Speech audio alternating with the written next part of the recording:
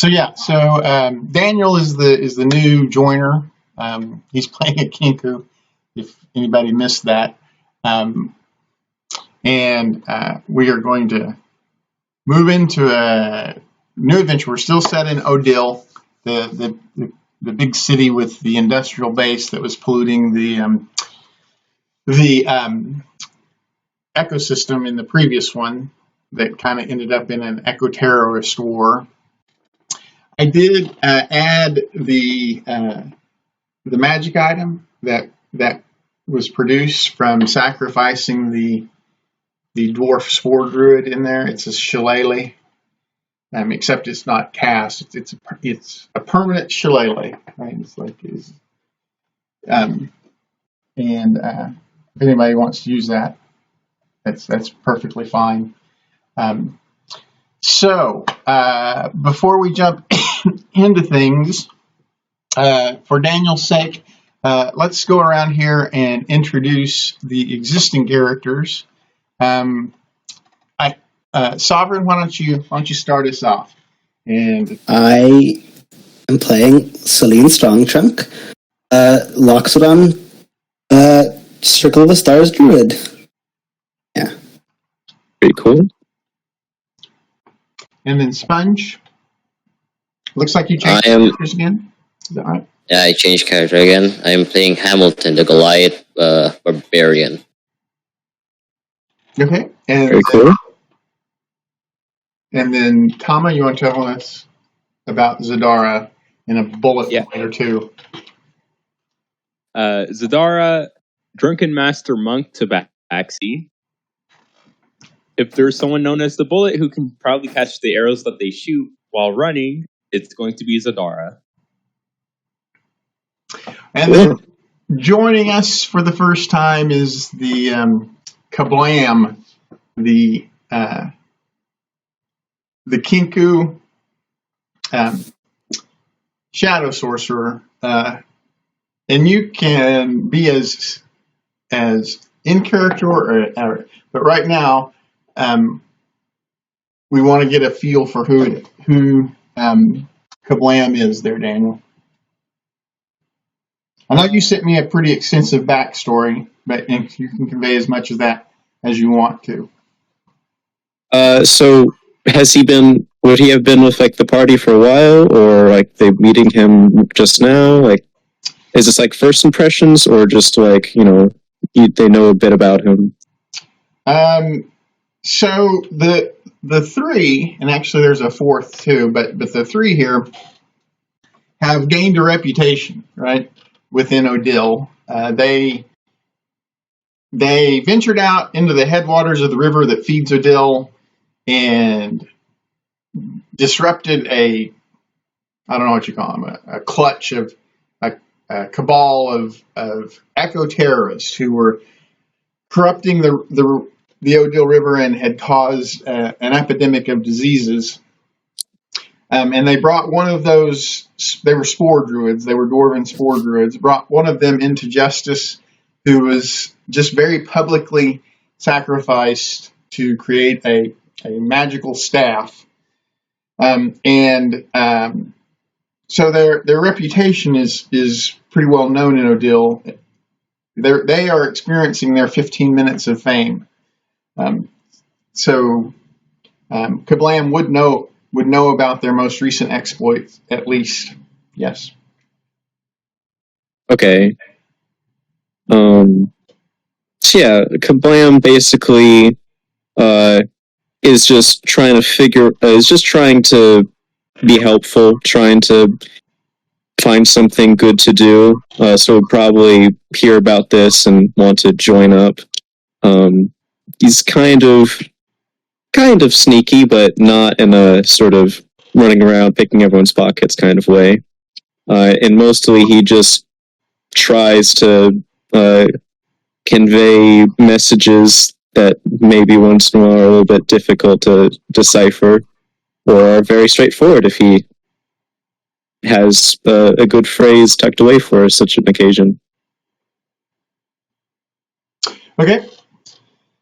So does anybody want to add anything else before we jump into tonight's action? Not really. All right, so there is an affable, fairly prominent member of the One True Faith. So the One True Faith, just to let everyone know, that is the predominant religion, right? It has various sects that adhere to different patron deities. Well, they don't refer to them as deities. They usually refer to them as intercessors. So think of it as like medieval Islam or the medieval Catholic Church, where there are many, many different saints and angels and prophets who represent different disciplines within this one overarching religious institution, right? So that's the One True Faith. And so in Odile, amongst a member in good standing of the One True Faith, is sort of a multidisciplined functionary, and he is at least there to observe the introduction of Kablam to the rest of the party. His name, what is his name? I forgot. Let me get him open here. Where do you go to? His name is Xander Kobe.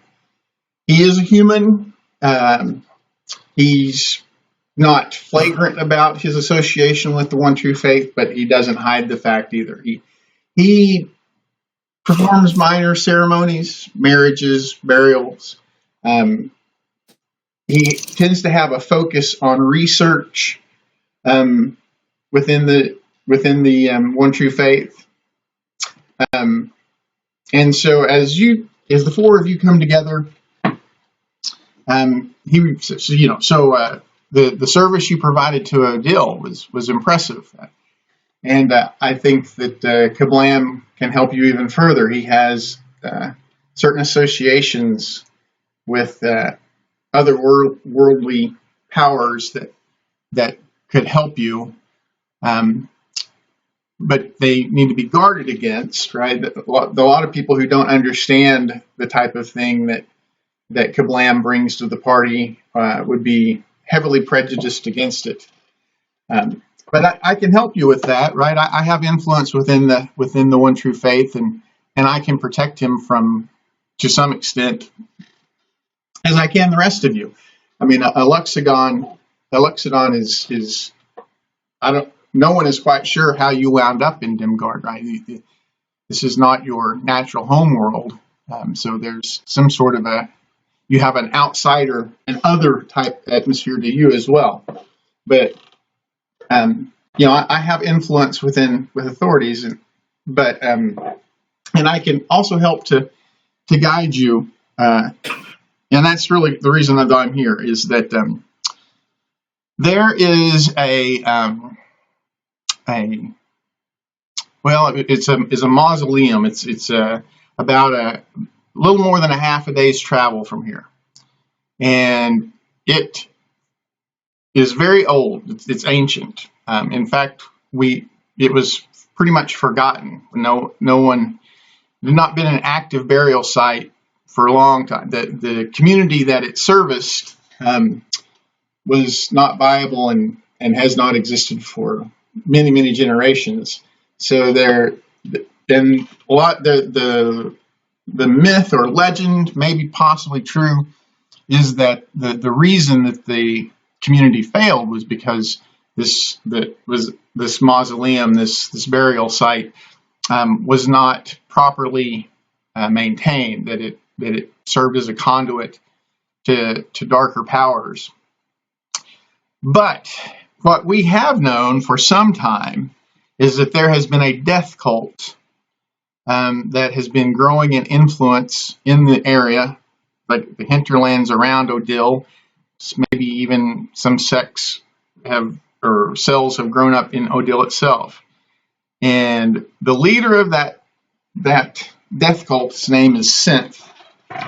And I know for a fact that Synth is now using that mausoleum as his base of operations. It's about a half a day from Odile, so it is remote enough to be exempt from the authorities of Odile, but close enough that he can influence and recruit within Odile.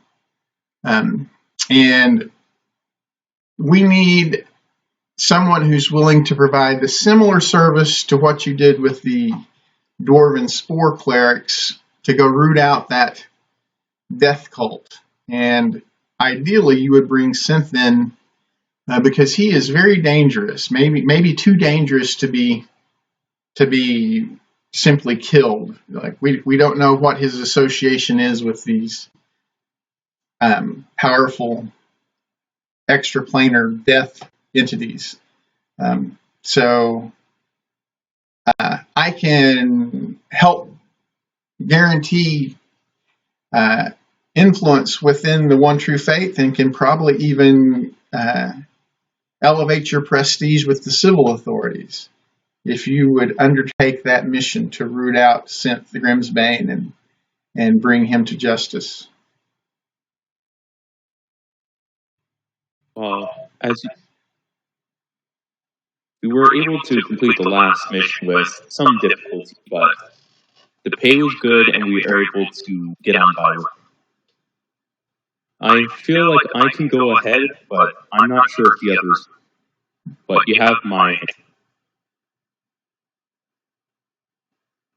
Well, so let me put it to you differently. Do you have a reason or obstacle that would stand between you taking this mission for the One True Faith?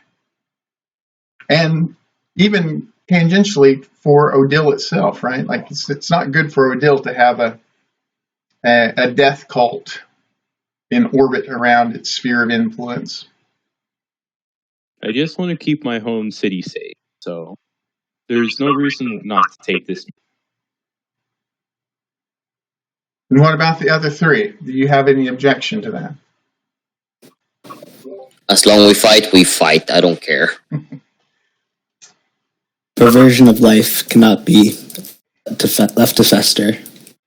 Okay, then I don't know the precise location. Like I said, this is an ancient burial site, and its location is much more a matter of conjecture and legend than exploration. But I can get you close. I can get you in the vicinity where you should be able to use your very robust skill set to pinpoint the location and end Synth Grimsbane's exploits there. I do want to make sure that you have the things that I can provide that would help you ensure success. So everyone should have 3 potions of healing and a potion of greater healing. Is that in everybody's inventory? Double check. I don't know if I put the greater healing there. Yeah, we didn't have greater healing before, but now at 5th level, we've added a potion of greater healing to our expected inventory. And then everyone should have a magic item, a permanent magic item from the selection there, right? I know that Kablam chose the Pearl of Power, right? Yep. Yeah. And I believe everybody else has, but we had Sponge changed characters, and I want to make sure that you grabbed a magic item for. Does Target have 2, or does she just have Shillelagh or the one that he had before? Yeah, so then the Shillelagh is an additional one. Yeah, that is, everyone should have 1, and then someone should have the Shillelagh as well. If someone wants the Shillelagh. Well, I'm a monk, and I could probably benefit from having a staff like this. Yeah, I have not used my staff in 3 sessions. I think Shillelagh would actually make me more unlikely to hit. Fair enough.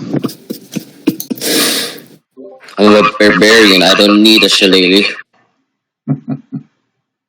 How should I put that into my inventory? It just listed in your items that you carry, and then add it as an attack. Okay.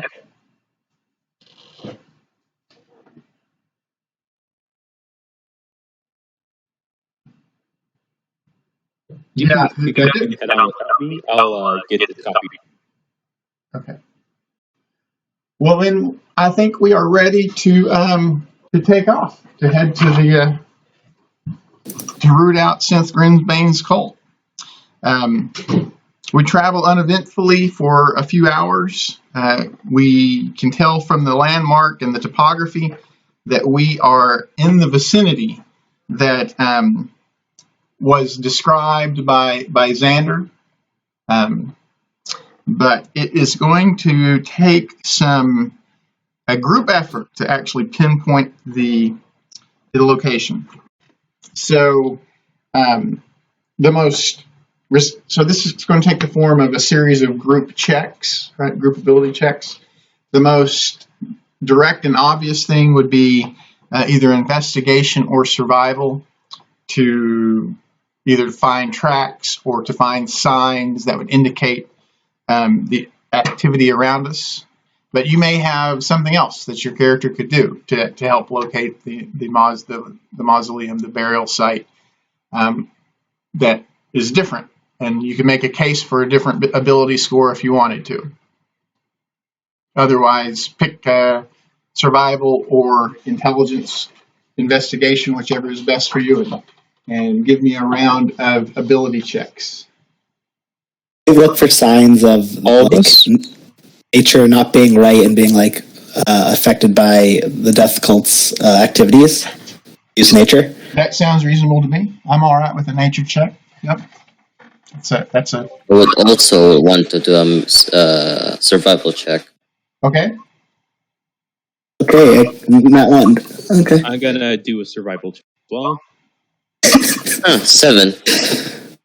Not the best, but I'll take it. Okay. That's not. Well, we're just sort of getting our sea legs in this search, and we don't do a very good job that first time around.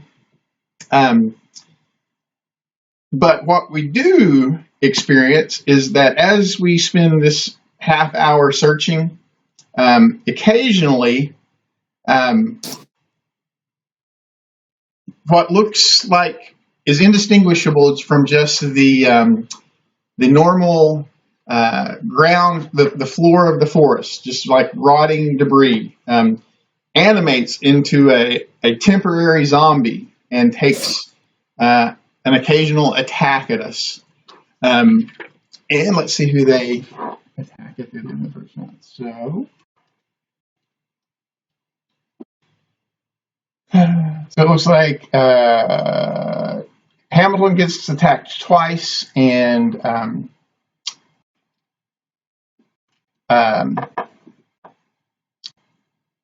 I'm sorry, that's wrong. Kablam gets attacked twice. Hamilton and Zadara get attacked once. So this is against Hamilton. So that's a crit. So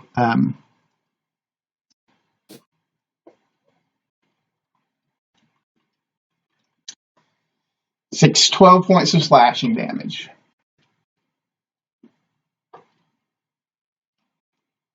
Wait, what? So as we are searching around there, what looks to be just like normal matter on the forest floor actually is decaying carrion that manifests very momentarily into 4 zombies that attack random party members as we are searching, and then immediately decomposes back into decaying matter on the ground floor again. The first one crits Hamilton for 12 points of damage. The second one's got a 16 against Zadara. Does that hit Zadara? 16 does not hit Zadara. Okay. The third one, I'm pretty sure an 11 misses Kablam. Yep. 23, though, probably hits Kablam. That'll hit. Okay. For 11 points of slashing damage. Whoops, that's wrong. It should be 9 points of slashing damage. Yeah. All right. It should be a +2, and I put a +4 there. Okay, so we don't find the location yet, but we are sure that we are in the vicinity, because this is not a natural phenomenon, right? Like decomposing carrion does not just randomly assemble into 4 zombies, attack, and then fall apart again. There's clearly some sort of a necromantic influence in the area. So we can do the same set of skill checks again, or if you want to try, if you want to do a different skill check, you can do that as well. But we have not found the burial site yet, so we need to do that again. I'll still do a survival check.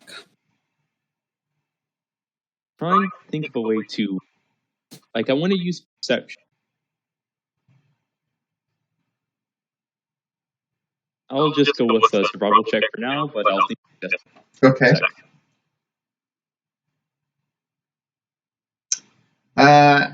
So this time around, we are more effective. We do find signs of travel. Let's see. And there, you can tell that nature is not in the state that one would expect it in this wilderness area. There is clearly some sort of an unnatural influence on the flora and fauna of the carpet. And then we also find signs of quite a bit of traffic. We can't really make out the exact location, but we think that we are getting close. What is my best passive perception? Zadara.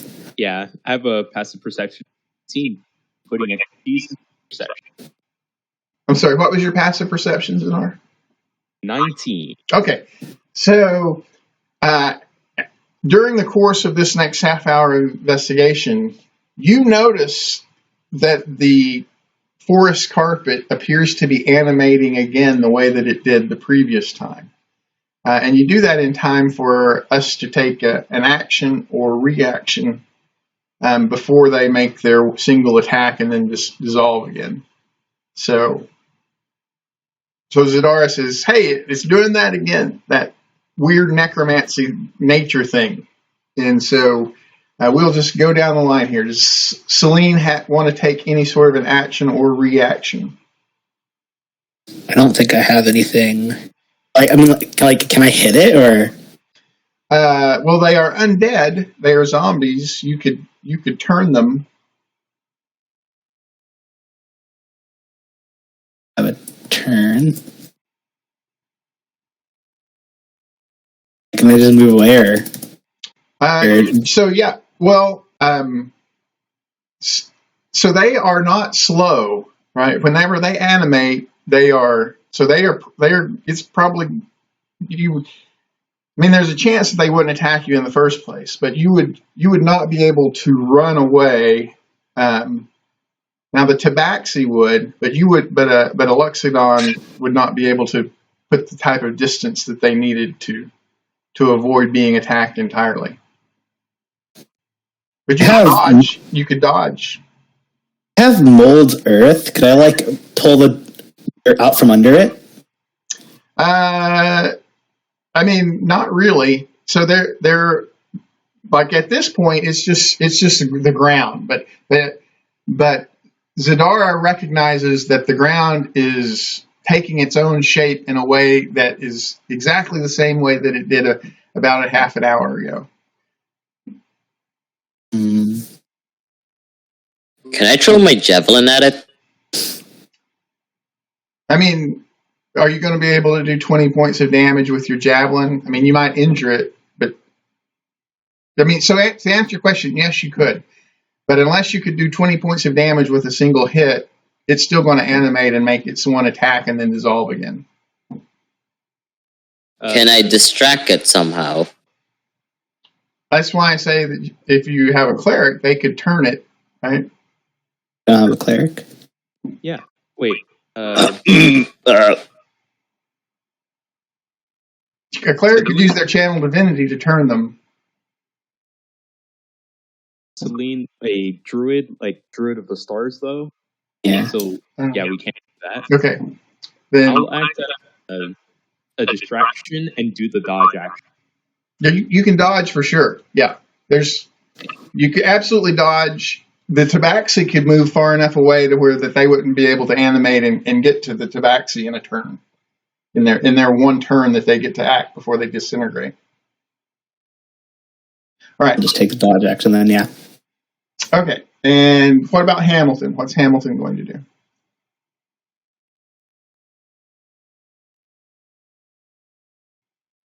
Sponge? Are you with a sponge? I think you're muted. Sorry, repeat it. I can't hear you because my mic keep doing something. Yeah, so the ground is about to animate and attack again as these carrion zombies, and then you have the ability to take one action or a bonus action before it's going to do that. What is Hamilton going to do? I'm just gonna use the dodge action if possible. Yeah, dodge as absolutely, yes. And, Yes, I'm gonna use that. okay, what about Zadara? I'm just going to be doing like I said earlier. I'm going to try distraction. Okay, you're going to dodge, right? And then Kablam. What's Kablam going to do?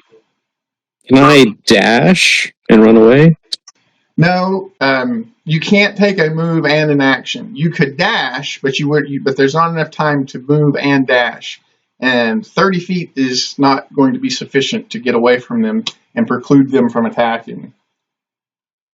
Okay, I'll just dodge them. You could Misty Step or something like that, but not just dash.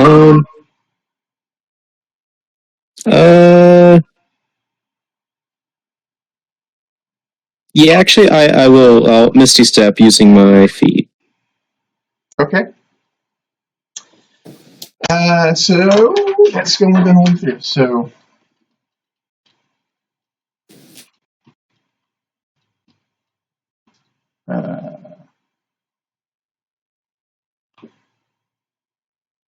So wow, all four of them are attacking Zadara. All right, so Zadara took the dodge action, right? Mm-hmm. Okay. Yep. Get over here. They all attack with disadvantage. Yeah, so they all attack with disadvantage.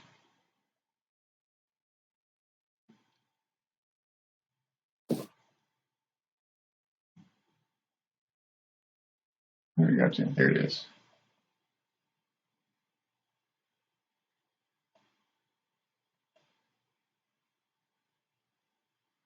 Oh, Death Claw, that's what it's called. All right, so we got a 16 to hit. Does not hit. Okay. We already established the 16 doesn't hit. An 8 doesn't hit. And then we've got a 26 to hit. That hits. For 7 slashing. And like I said, we think we're close, but we have not pinpointed the location yet. So we're going to need to do another round of ability checks. Is anyone going to do anything different? Have you figured out a way to flavor perception to use it instead of survival, for example? Well, Sure, I'll use perception. How are you going to use perception to locate this ancient burial site? I'll just look around for trails or something that can give us a hint of the location, like a footprint or something. Well, there's nothing that's hidden, right? That perception would be able to determine that, like, there's nothing so far that's been hidden. Everything has been things that are readily visible. There doesn't appear to be any indication that anyone is hiding or disguising the features, so that perception is not going to reveal anything that's not already being seen. All right, then. I'll just continue survival then. Okay. Got a 22.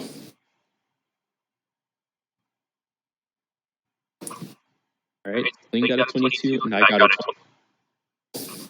I also got a 22, but it did not give me any new information.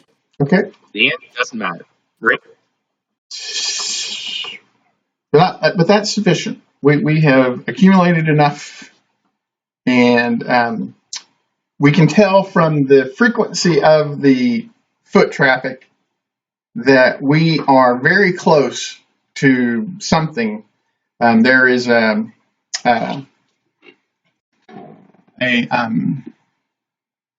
we're coming up on a clearing, right? So we can tell from the thinning of the forest that it is not going to keep going at the. Do I need to transfer people's tokens over, or can they do that themselves? I got it. I can do that myself. Okay. Where would we be on the map? We will be coming in from the bottom down here. Yeah. All right. And so as we are approaching there, Zadara says, watch out for that tree. And sure enough, a tree that looks like it was poised to deliberately fall as we are approaching does fall. And I need, well, here, I guess I can show you.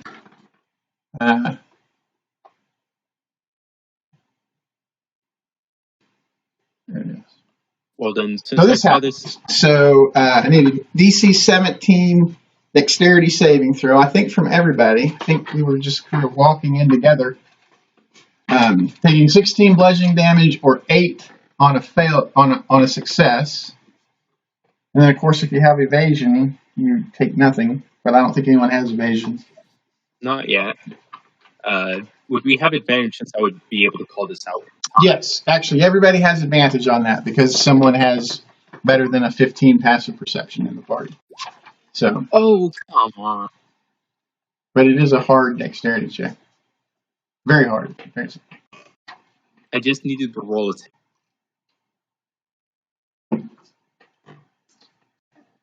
Zadara, you would have advantage on that. Oh, you did roll with advantage. Yeah, I did. So it looks like I'm missing Hamilton. Did Hamilton? I need a dexterity save from Hamilton.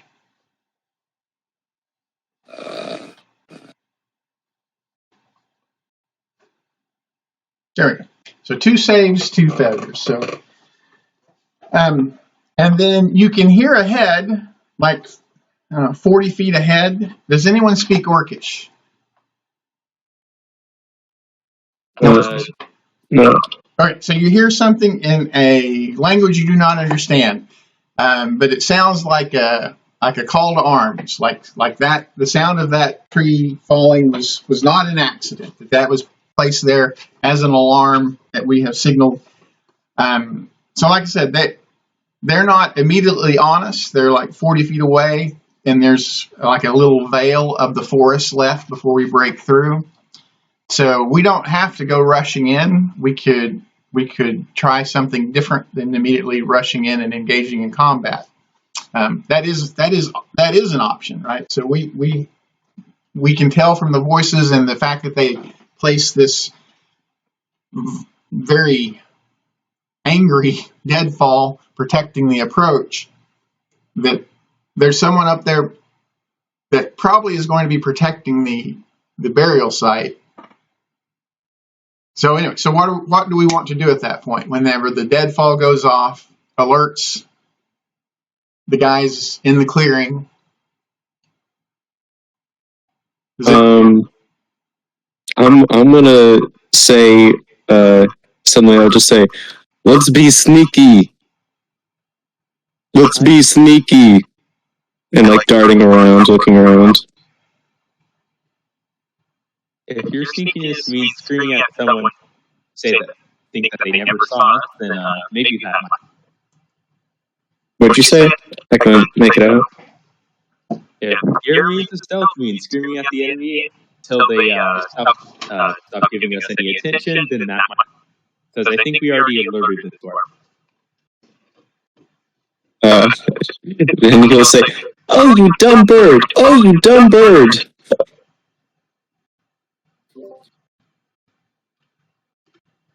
Yes, I forgot the special ability mimic.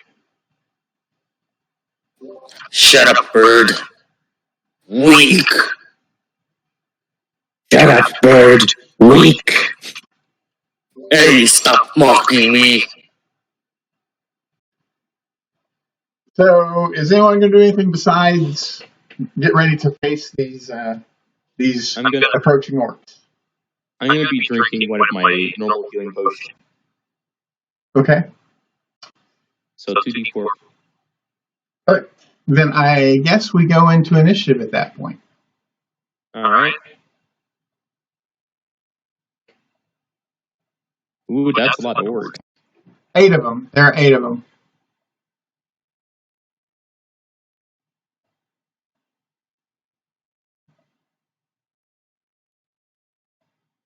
Just want to say, guys, it might be a good idea to roll.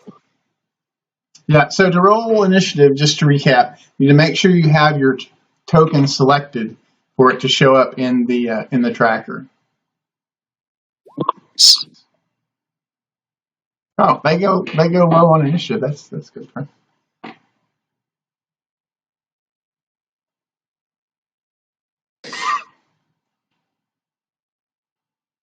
Oh, that's not right. It should have been.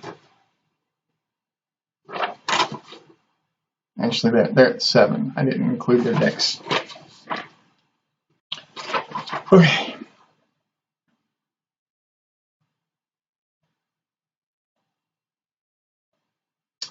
All right, so Kablam, you see these 8 orcs grab their great axes, start rushing towards you. All right. So if I target like this area here, I should be able to hit all of them with a fireball, right? I don't know. We can draw a shape out there.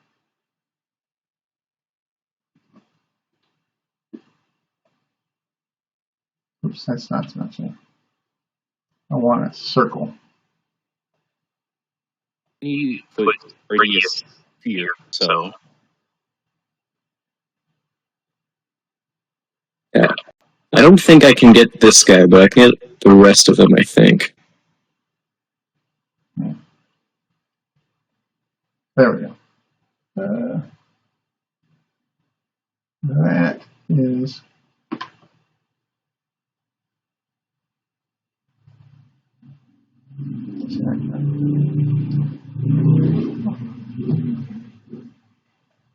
Well, How big is the radius of a fireball? 20 foot. 20-foot radius, so 40-foot diameter. Why can I not? Yeah, he's right. Radius.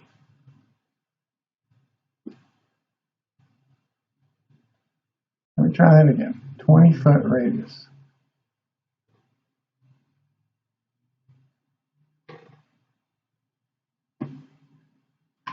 Yep. I don't know if I can move that out there. But I think you're right. I think you can get everyone except for this one and this one. Or this one and this one. If I could get that thing to move, why can't I not move it? Alright, that's fine. Good grief.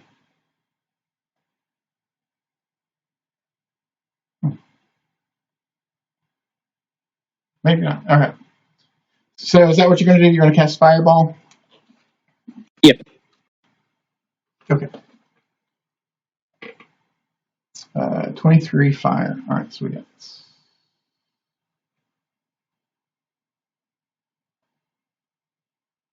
I guess they call you Kablam for a reason. And he'll Magic bird. Maybe not weak. Yeah, fun fact, Kenku are named after their favorite sound.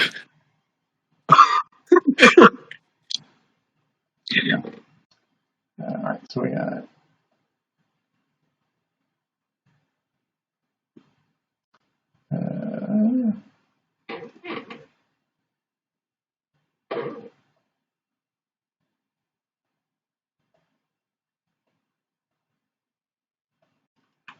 So 7 of 8 orcs get hit by the fireball. And what was the DC again? 15. Okay. 15.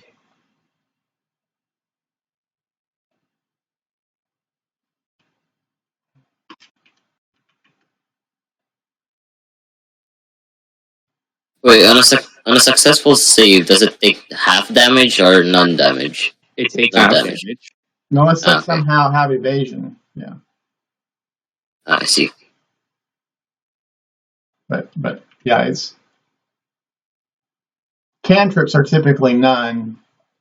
If it's using a spell slot, it's typically half. There are some exceptions, but that's usually.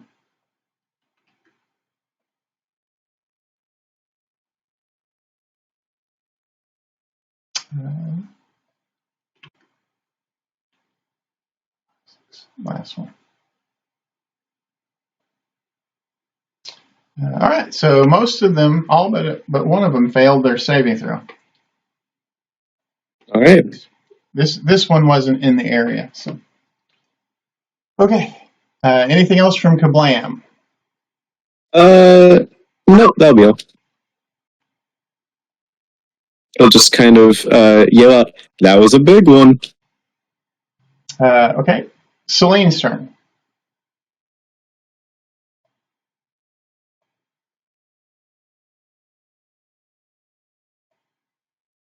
Was muted. This one get hit by the fireball? All of them except for this one.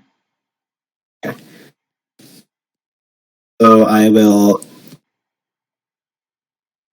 guiding bolt that one.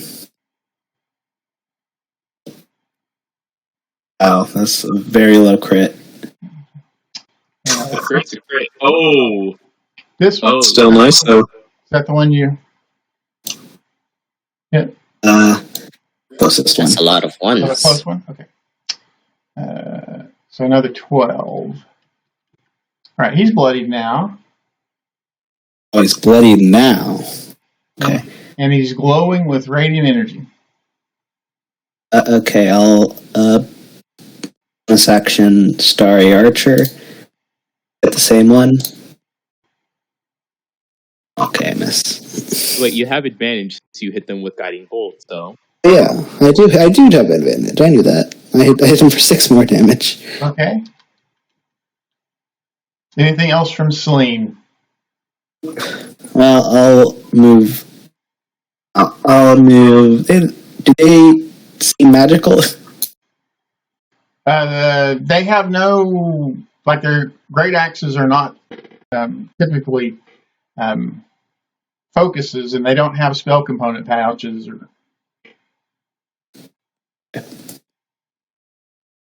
Okay, Hamilton's turn. He'll just walk up to this guy and will try to attack with his greatsword. Okay. Okay. And I will do it with a multi-attack. All right. And that is all. All right, so that's going to take that one down. Are you going to kill it or render it unconscious? I'm just gonna kill it. Okay. Ha! Wait! Ha! Wait, what are these again? Goblins? Orcs. Orcs? Ha! Weak orcs! In particular, they're members of the Red Blade Orcs, which is a very prominent tribe of orcs in southern Dimgaard. They're very warlike. Yeah. All right, so their turn. Well, this one did not like fireball to the face, so he's going to run up and attack the Kinku. Ah!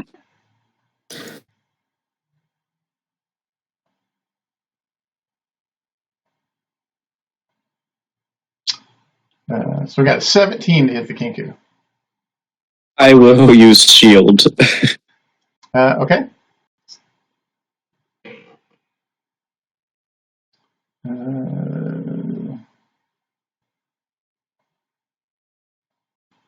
Well, I'm going to run down and attack Celine. And he's going to miss Celine.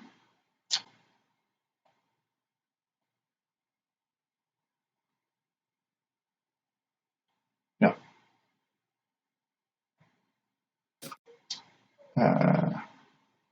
Got a 22 to hit the Kinku.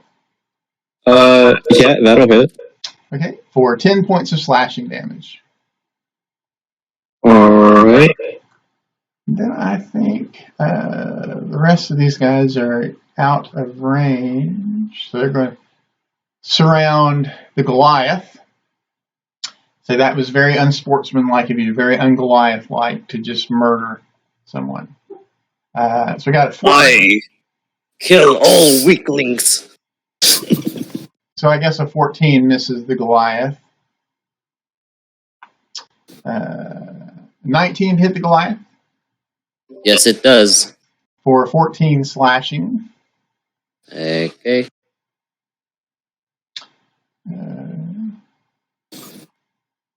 A 20 to hit the Goliath for 14 slashing.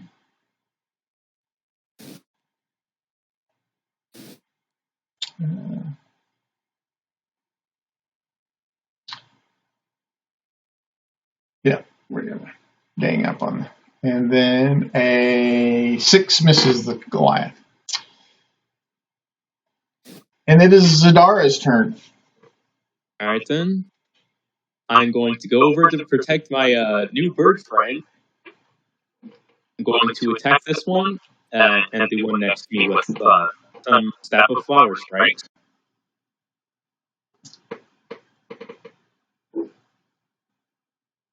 Ooh, nice. Okay, I'm rolling for the crit damage.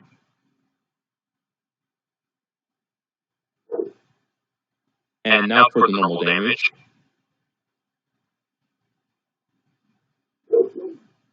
Man. Okay. Then you were attacking this one? Mm-hmm. This one right here. Okay. All right. He takes some damage. And for my bonus action, I'm just going to do enough.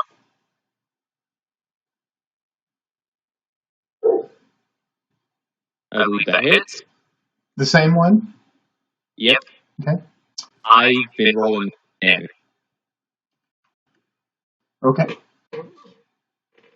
Anything else from Zadara? Nope, that's my entire turn. Okay.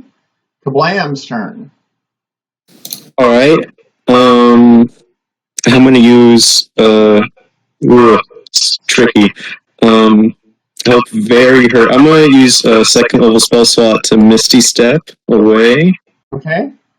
And then I am going to cast Fire Bolts at this guy.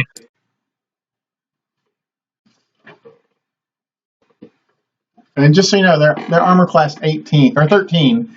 I don't know where I got 18. 13. They're only wearing hide armor and have a little bit of dex. Yep. Alright. Got crit for 14 fire damage. Okay, he's bloodied now. And I'm going to run the rest of my movement as far away as I can. So you're like 30 feet off the screen there. Yeah. Coward bird! I'm just screaming. Okay. Celine's turn. Okay. I will do Summon Beast right next to me where Kablam used to be.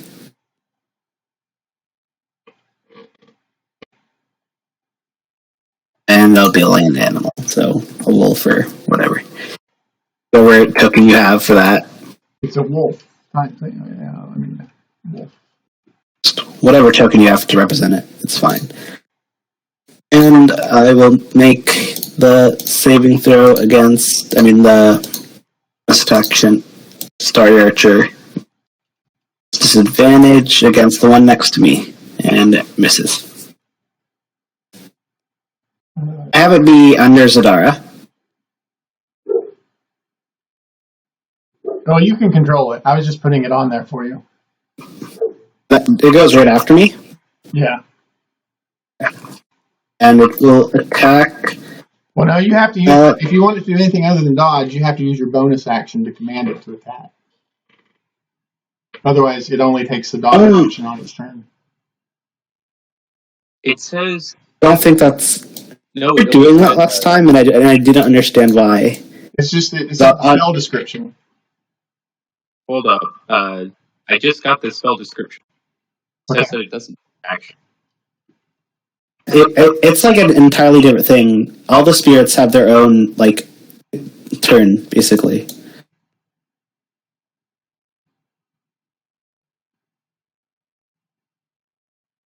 It says if you don't issue any action, if you don't say anything, it just takes a dodge action. Yeah, sorry, it's no. You have to command it, but it is no action. You're right. If you don't issue any command, I got you. I misunderstood that. Yeah, a lot of them, it is a bonus action to command them to attack. You're right. It's a bonus action for familiars. Yeah. Well, familiars can't attack, but they. Yeah, I play Warlock, so. Okay. Anything else from? Or there's your 15 will hit. Does? It was 18. Armor class 13. They have high armor and just a little bit of dex. Okay, so it's 1d8 plus 6.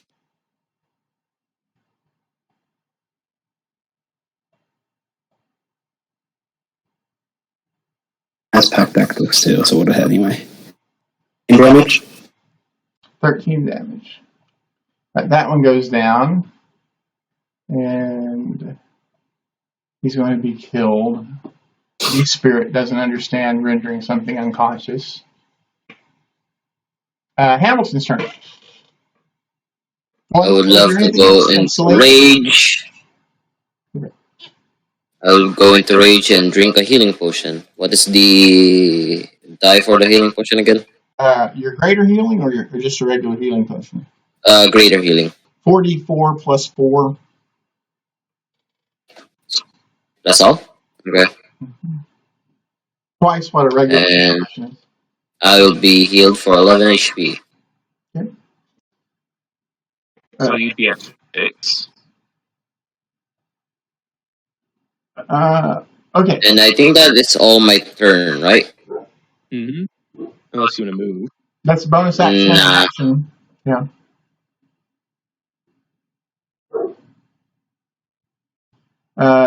Okay, so this guy, I guess, these two are going to attack Celine, try and disrupt her concentration.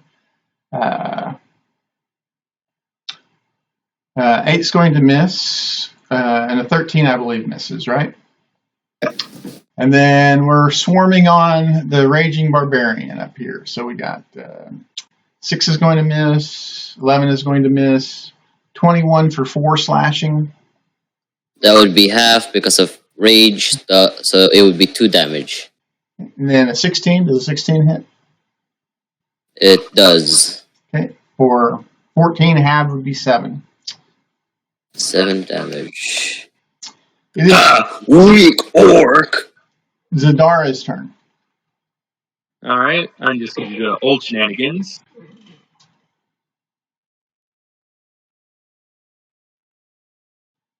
Oh.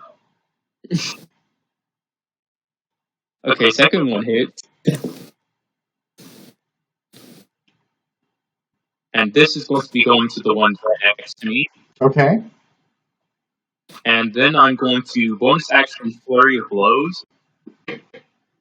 And that's the first damage he's taken, by the way. Just so you know. Okay. He was the one who was in the fireball earlier. Okay. First one hits.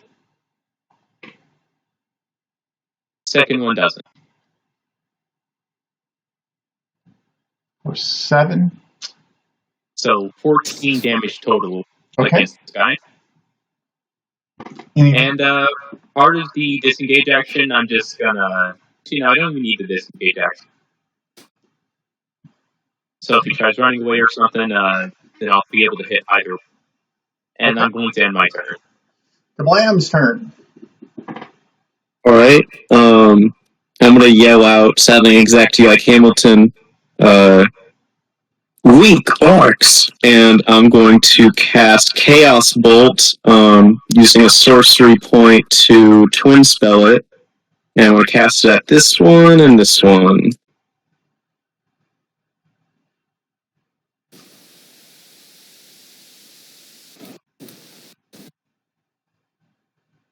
All right. That. Oh, it was.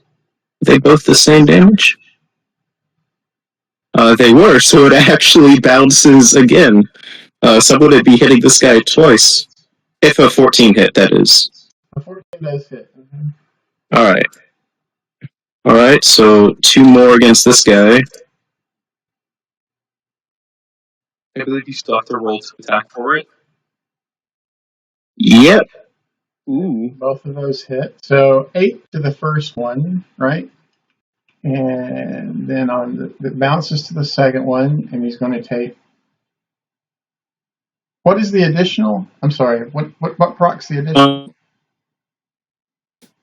Is 2 Your mic is not good. What is it? I couldn't understand what you were saying. Your mic was cutting out there. We can't understand, or at least I can't. I don't know if anyone else can, but I can't. I understand him. I think it's an extra problem between them.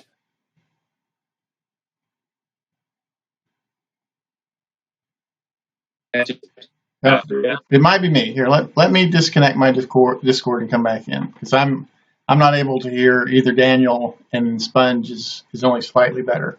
So I'll be right back. Well, you did say you twinned it, right? Yeah, I did twin it, which is why there's 2, but I don't think there's a third one.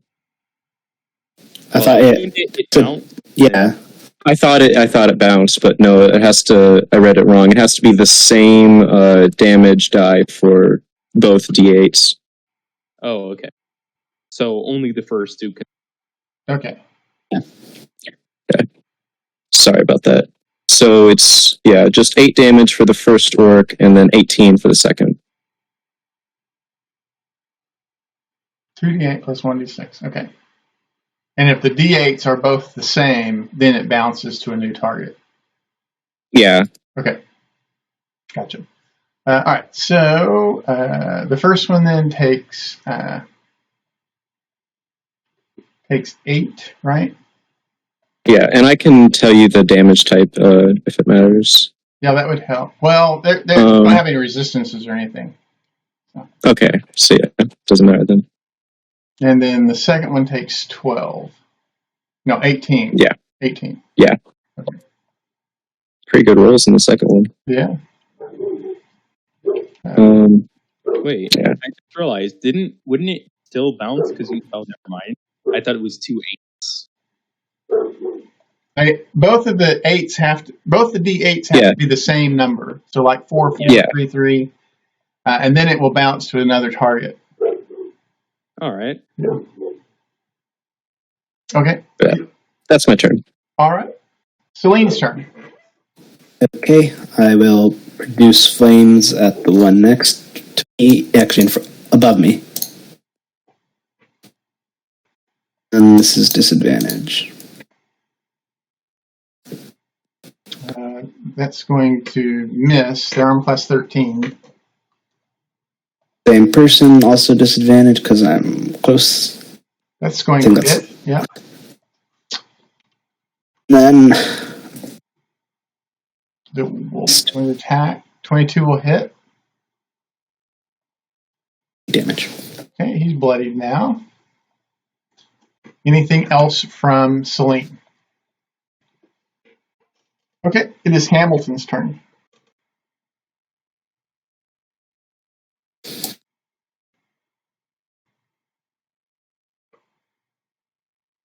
Hamilton, you're muted or Yeah, I would just. I wanna use my great weapon feat and attack. Just I would like to do it again.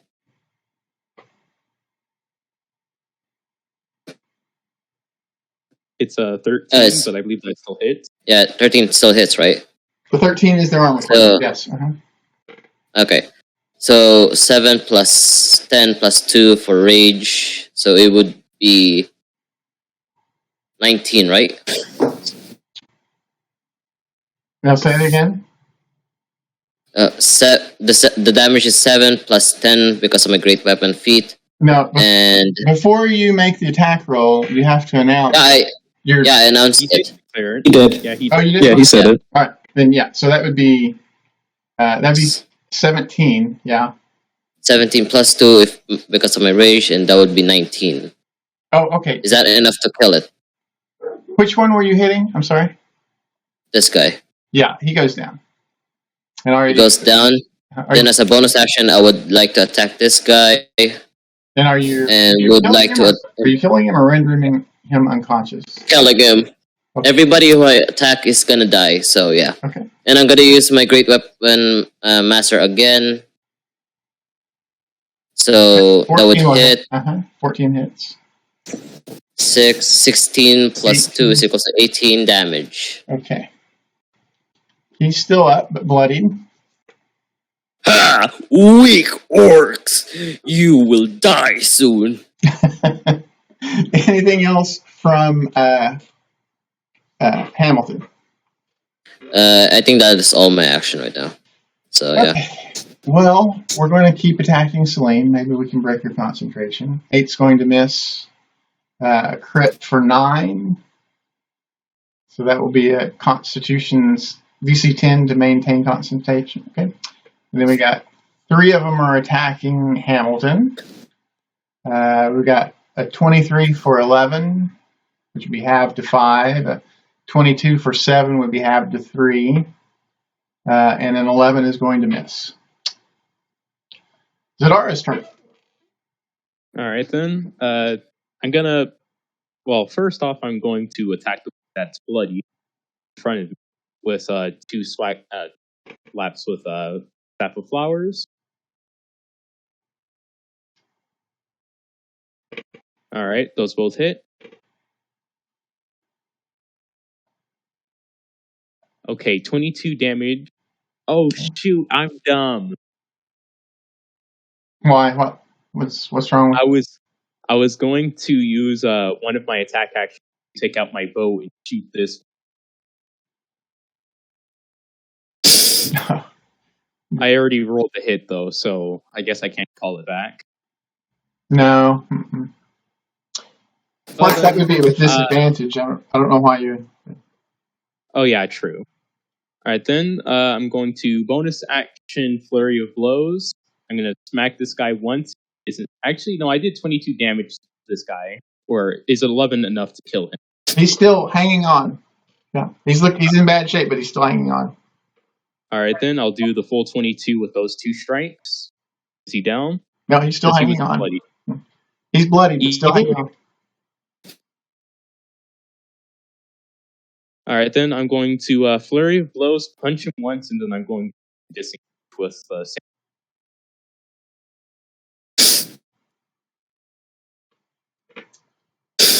so 8 damage. Okay, so he's going to go down at that point. Are you killing him or rendering him unconscious?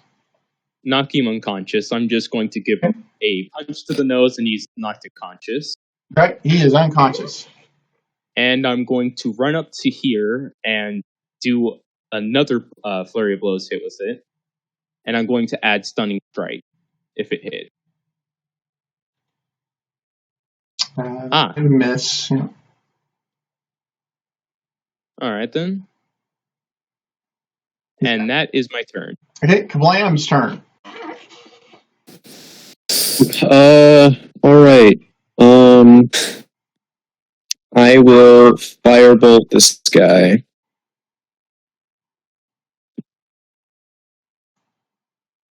17's going to hit.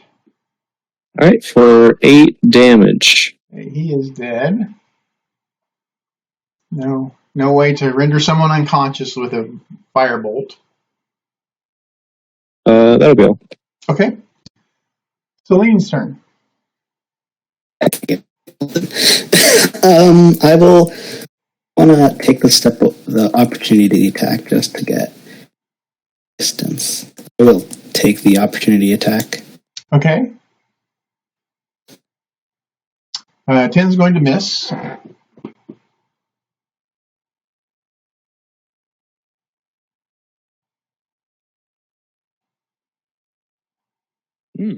Okay. Hold right click. And I'll hit. Well, it's in a miss, so I was aiming at this one. Okay, gotcha. And then your beast spirit. Oh, 10's going to miss. Your beast spirit, though. He doesn't have advantage. But yeah, it still hits. 25 would have still hit, yeah. For 8.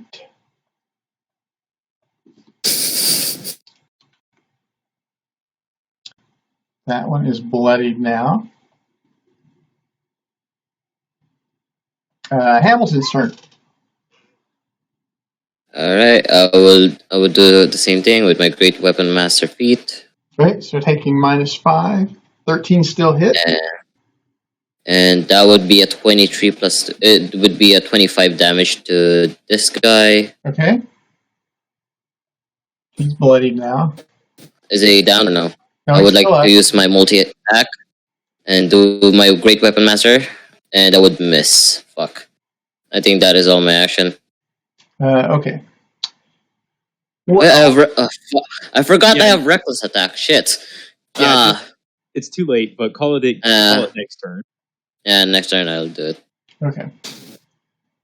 So we got a 21 to hit Hamilton. For 12 would be halved to 6. And the 17 to hit Hamilton.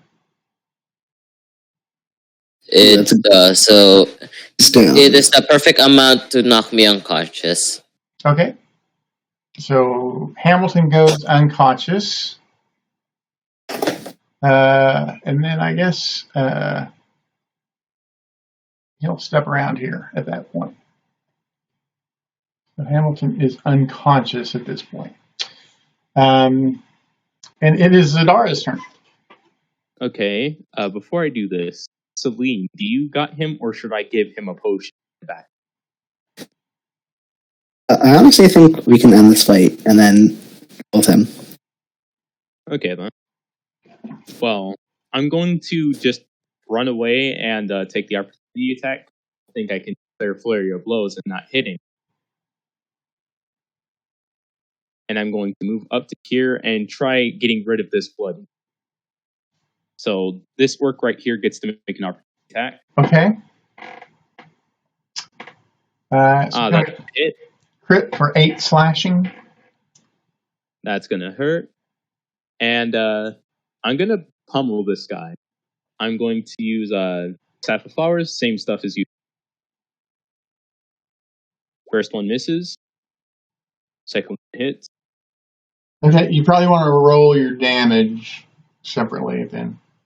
He's in pretty bad shape. He took a big, great sword to the face last round. Bonus action, flurry of blows, and I'm going to add stunning strike. Oh, that's damage, isn't it? Yeah, he actually goes down with the 11. Are you killing him or rendering him unconscious? Knocking him unconscious. I'm going to give him a jump kick to the head. Okay. Knocking him unconscious.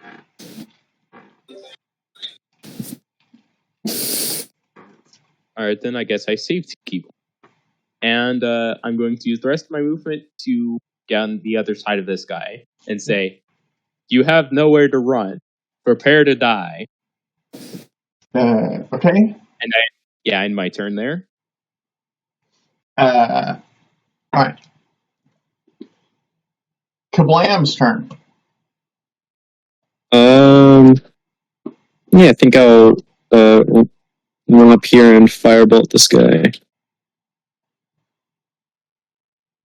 All right, nice. 15 fire damage. He's bloodied now. That's a nice firebolt.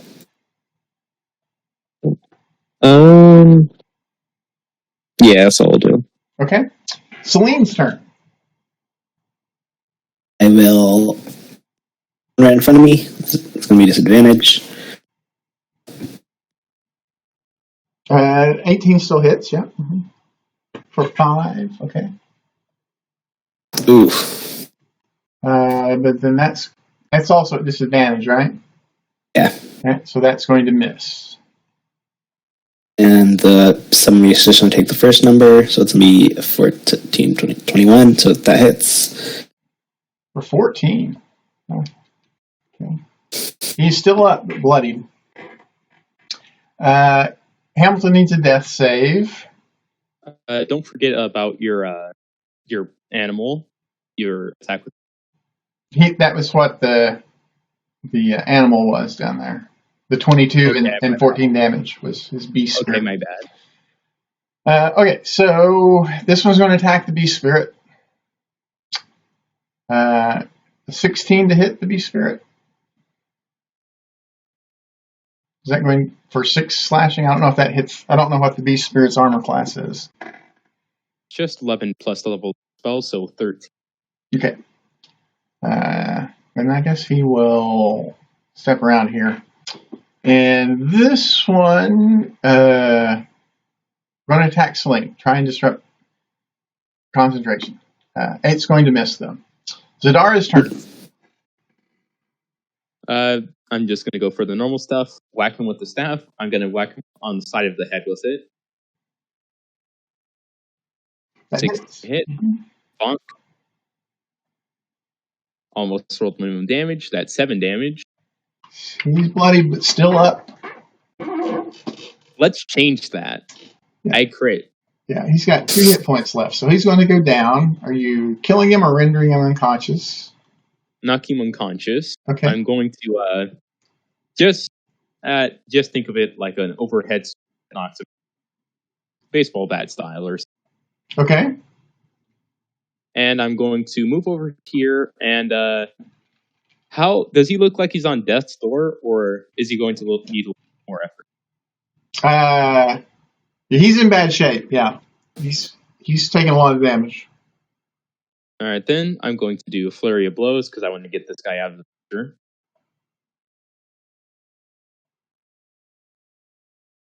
$16, and a second one does not hit.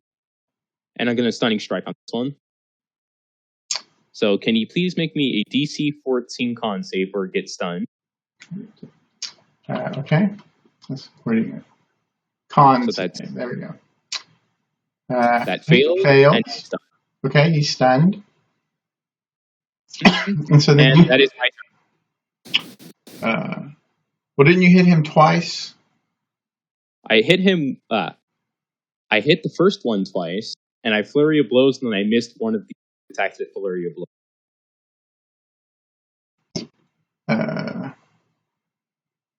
Oh, that was damage. The second 16 was damage. Gotcha. Okay, so he's barely hanging on, but he's stunned. Kablam's turn. Yeah.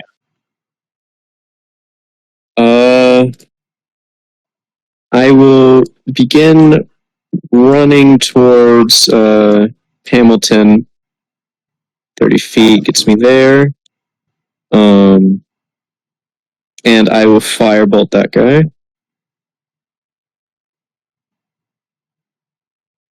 I don't think you need the advantage. Yeah, he goes down. Oh, sorry. All right. And I will say, sounding like Celine, I will pick up your weak body after the fight is over, running at Hamilton.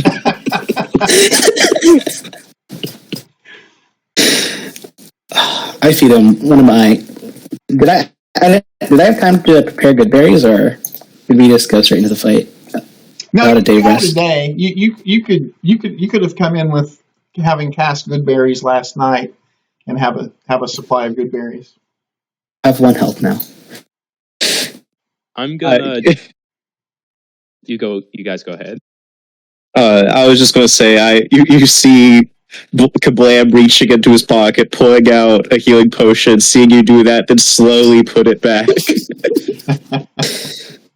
You elephant! Why you didn't heal me? Because you ran away from me.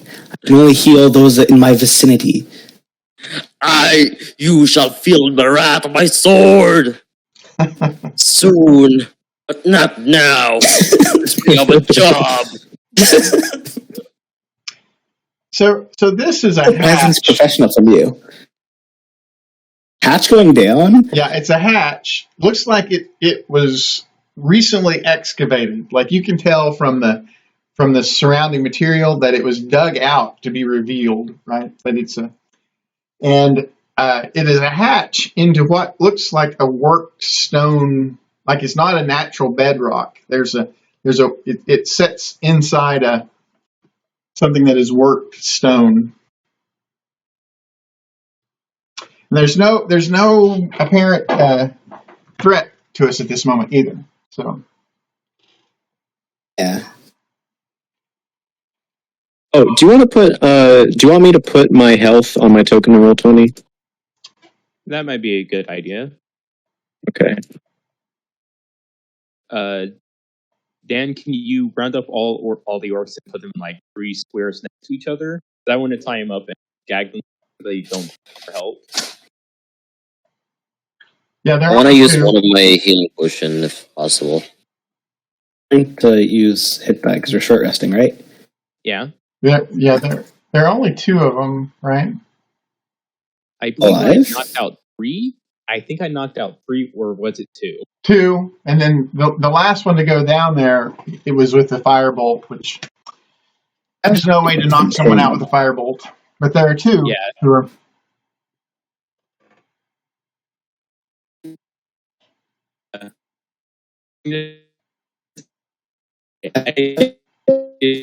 Stabilize them.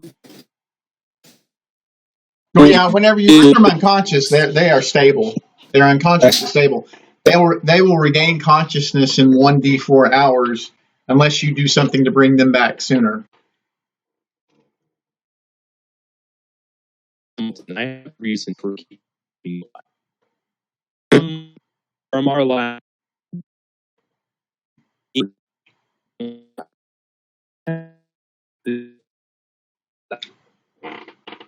I'm not able to hear Tama. I don't know if anybody else is, but I cannot. Do I need to restart my? Specific circumstances. Decided that death was not a suitable end for that dwarf. Which is why they gifted you the staff.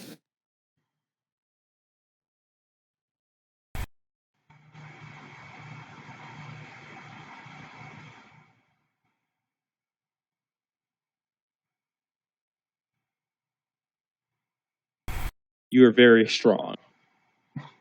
As you are, Tabaxi. I'll take that as The rope of entanglement if you want them to be tied up. all right. And I'm gonna. That only ties up 1, but Can I put an ear to basically this hatch that leads down? I want to try. I think we already opened it technically. Oh, we Said it looks like it's. I think so. No one is. We're going to do a short rest. No one because is I want to open heal yet. us for a bit. Yeah. I can short rest here. I want my key back. Also, Dan, you're muted. Oh yeah. I'm gonna. No one has opened it yet, right? So Okay. It is a closed hatch setting inside the top of what looks like some sort of a stonework thing. I want my bestial spirit to open it, and then we just watch it. I wanted to listen into it first before we opened it, in case there might be people breathing in there, because, well, no one wants to get sneak attacked, right? Does not say we walk away, and then my bestial spirit just opens it. I don't think your bestial spirit would be able to open it. Oh, yeah. It has a loop, right? Can I tie a rope to it and then have the bestial spirit pull it? It does now.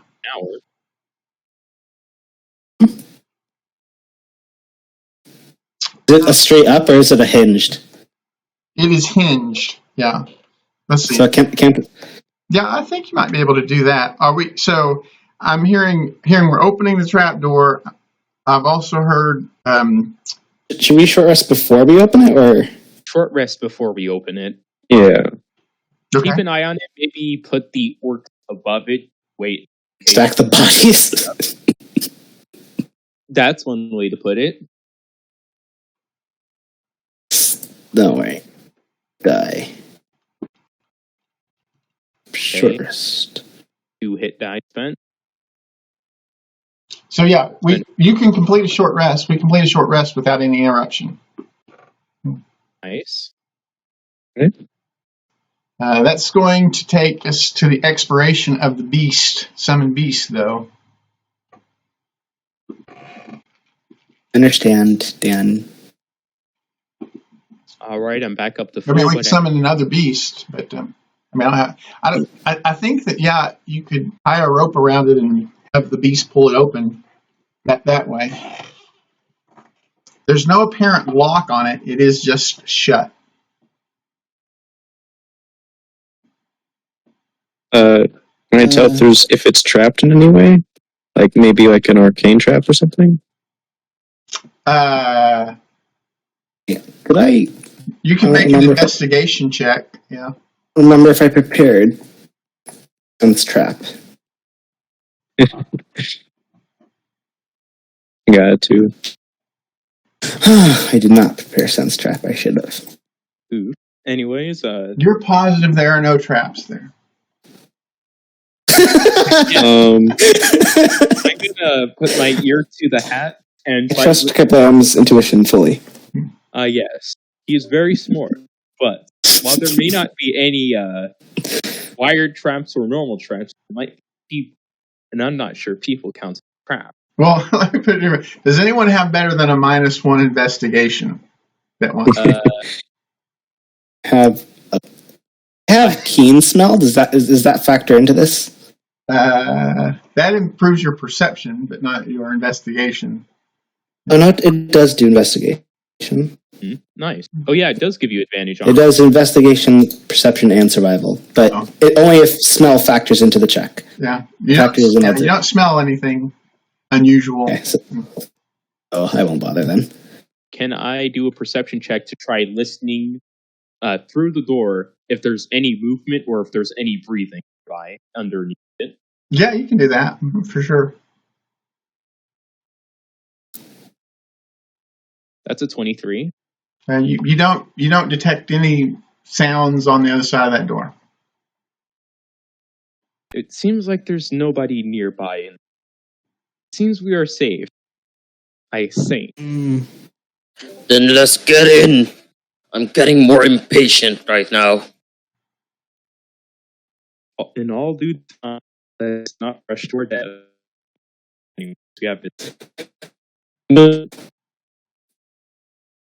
the door and just look at all of you. Back away.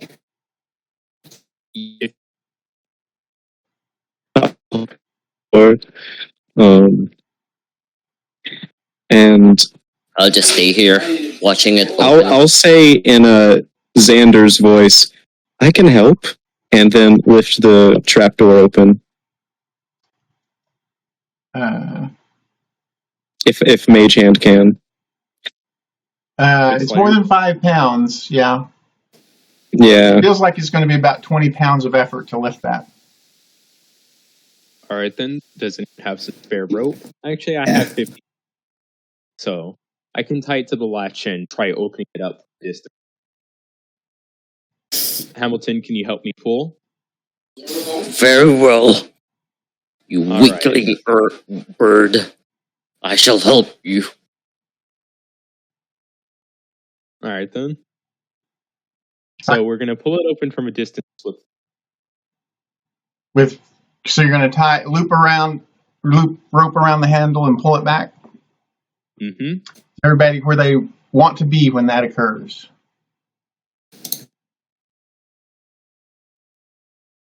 Wait, can you repeat? I couldn't hear. Is everybody where they want to be when that occurs? Well, I'm gonna stretch it 15 feet, and I'm gonna be right here when I pull it. Okay. And that's all. All right. So pull it open, and there's a big explosion. The orcs would die at this point, being at 0 hit points and right adjacent to the door. I think the only one this is going to affect is the Tabaxi. He's the only one within 20 feet of the door. There's a lot of lot of 7s and 8s there. So there's a big thunder explosion there, and so the Tabaxi needs to make a DC 16 dexterity saving throw. Please, I just need to roll a 9. Please do not curse. Woo! You take 15 points of thunder damage then. Definitely better than taking more than half. And then I would.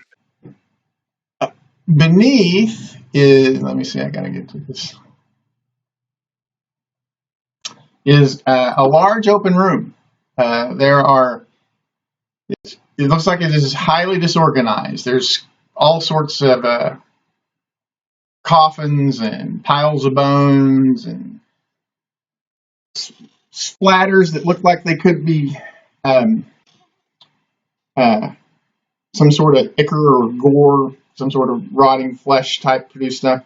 There are also some dead rats. So it looks like someone has recently been at least starting to clean up this place. And then there's a stair that leads down into it. Or a ladder, I should say. Not a stair, but a ladder. Leads down into the middle of the room. I'm going Do we? Before we go down, I'm going to make a perception check down it, because investigation, I guess. I want to make sure there's no more traps, because I'd rather not get blown to cover.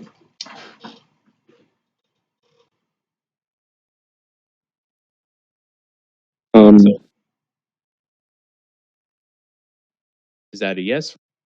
Yeah, you can make it a perception check, yeah. Oh, perception. Okay. Not the best, but I'll take it. Yeah, you don't hear anything unusual down there. Well, here I go again. Let's hope there's no more explosion. Follow me, guys. I'm gonna Slowly. Sorry, go ahead. You go ahead. I was just gonna say, I'm gonna have my mage hand just sort of like feel out the ground, like 10 feet in front of me before I walk there, just in case. Okay, we actually come down right here. This is the stairway, or the ladder, where the ladder comes down. Oh, I didn't see that on them. Right, that's what connects to the outside.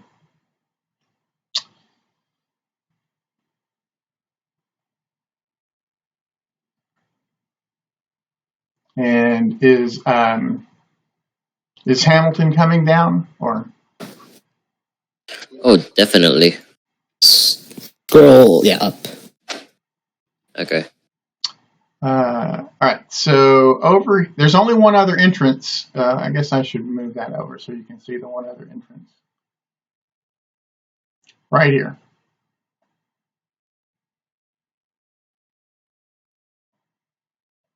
There's a door over here. That's the only apparent entrance or exit. I'm gonna hope there's no traps. It's a door lock. All right, so we start moving that way, and looks like at one time they were ogres, but now they're zombies. They claw themselves out of the coffins and up from the ground, and Looks like they are there to protect anyone from coming up to that door. And so that's going to put us into initiative at that point. These are large. All They are right. large, yeah. Mm-hmm. They were squeezed into the coffin. Can't believe I didn't notice. Wow, they rolled good. Ah, this is Doesn't not hurt. going to end well. Right. Initiative is a skill check, right? It's a dexterity check, yes. Oh.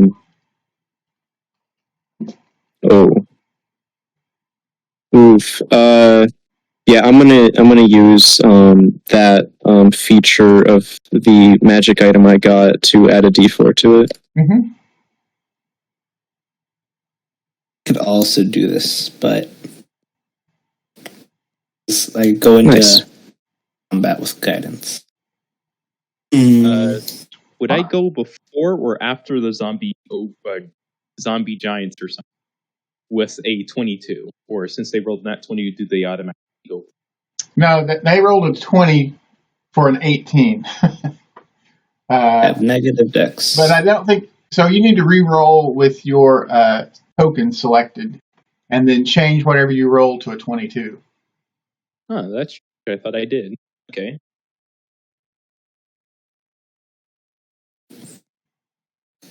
Oh, it's still not. Okay, I'll double click my.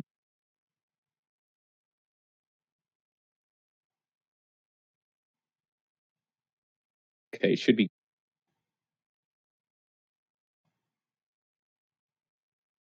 Okay, There we go. All right. So 20.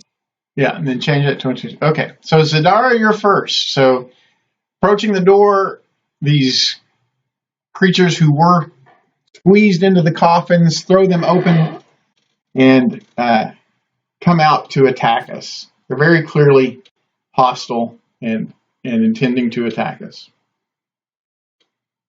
I'm going to go down to this one, and I'm going to try attacking once, and then applying stunning strike, staff of flowers.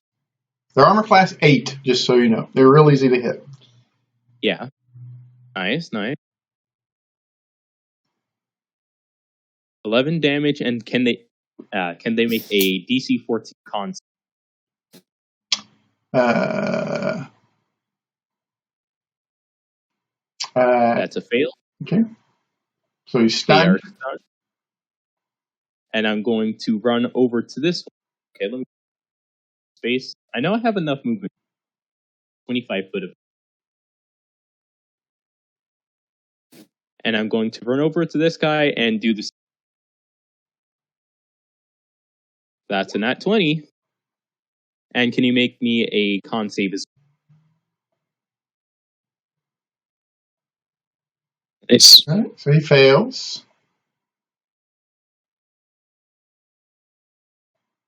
And I'm just gonna bonus action punch because I don't think I can have enough for the other two, but I did all I could, guys.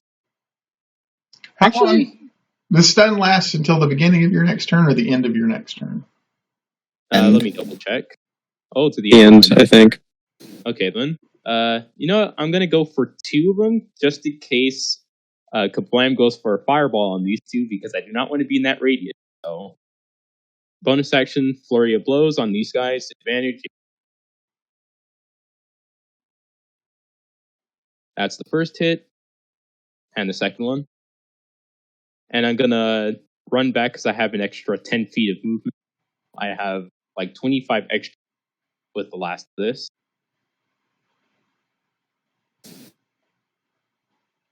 And I'm going to run 25 feet away from so up there. And that's going to be my. I did all I could, guys. Please don't die. All right, so let's see. Looks like this one's going to amble up towards Celine. Yeah. And take a big attack. 19 to hit Celine.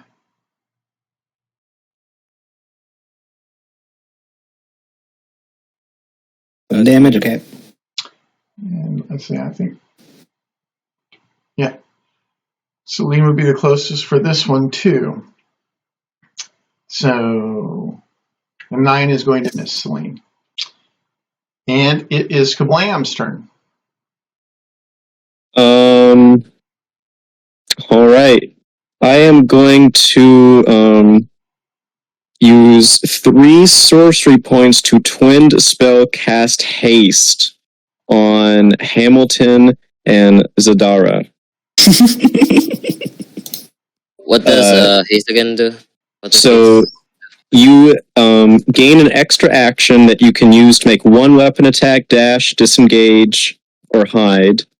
And you get a +2 bonus to AC. Your speed is doubled, and you have advantage on dexterity saving throws. All right. I'll just Hell paste it. yeah. Yeah, so both of you have that.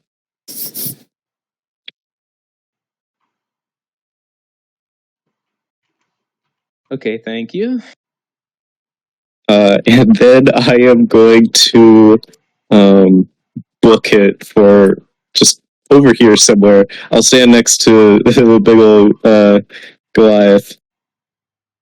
And you were hasting Hamilton and who? I'm sorry. Hamilton and Zadara. Okay. A little lightning bolt on them. Cool. All right, I have 19 AC, and I now have like 50 movement. Okay, no, I have 80 movement. It's pretty cool. Celine's turn. I'm gonna conjure animals. I've officially never used this, but I want to conjure 8 wolves. Okay. Mm-hmm. I'm going to bonus action fiery form of the dragon. And that gives me a minimum con save of 13 for in the concentration check. Yeah, you literally cannot fail. I mean, if they have to do at least 28 damage for me to fail. Yeah. I'd probably just be dead then. All right, so 8 wolves show up. And I think I roll initiative for them. Because they go separately and not right after me. I see why people talk about this spell being terrifying to slow down. Ooh. Yeah. Conjure animals is crazy. You want to summon 8 pythons, make them all do grapple checks? Pretty cool. Yeah, so it's a +2, 20. All right. And you should be able to control those. 8 got a 9 on initiative.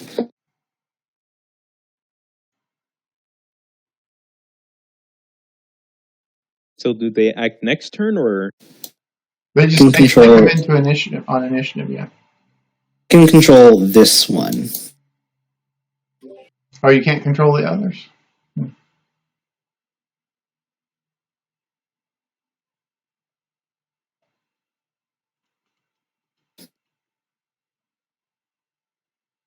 All right, so let me try. Okay.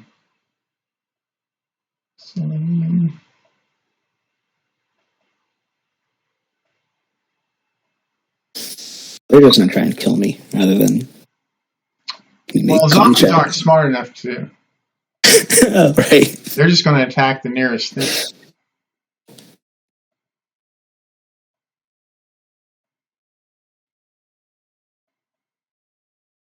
I wonder if these wolves have pack tactics. They do. Oh, that's definitely going to be like a blender. Does it knock them prone too? It does. Oh god. I mean, I think they have high strength, so it's going to be hard to knock them prone, so... 7 of them. They can't... Okay, can you... I think you can control them all now.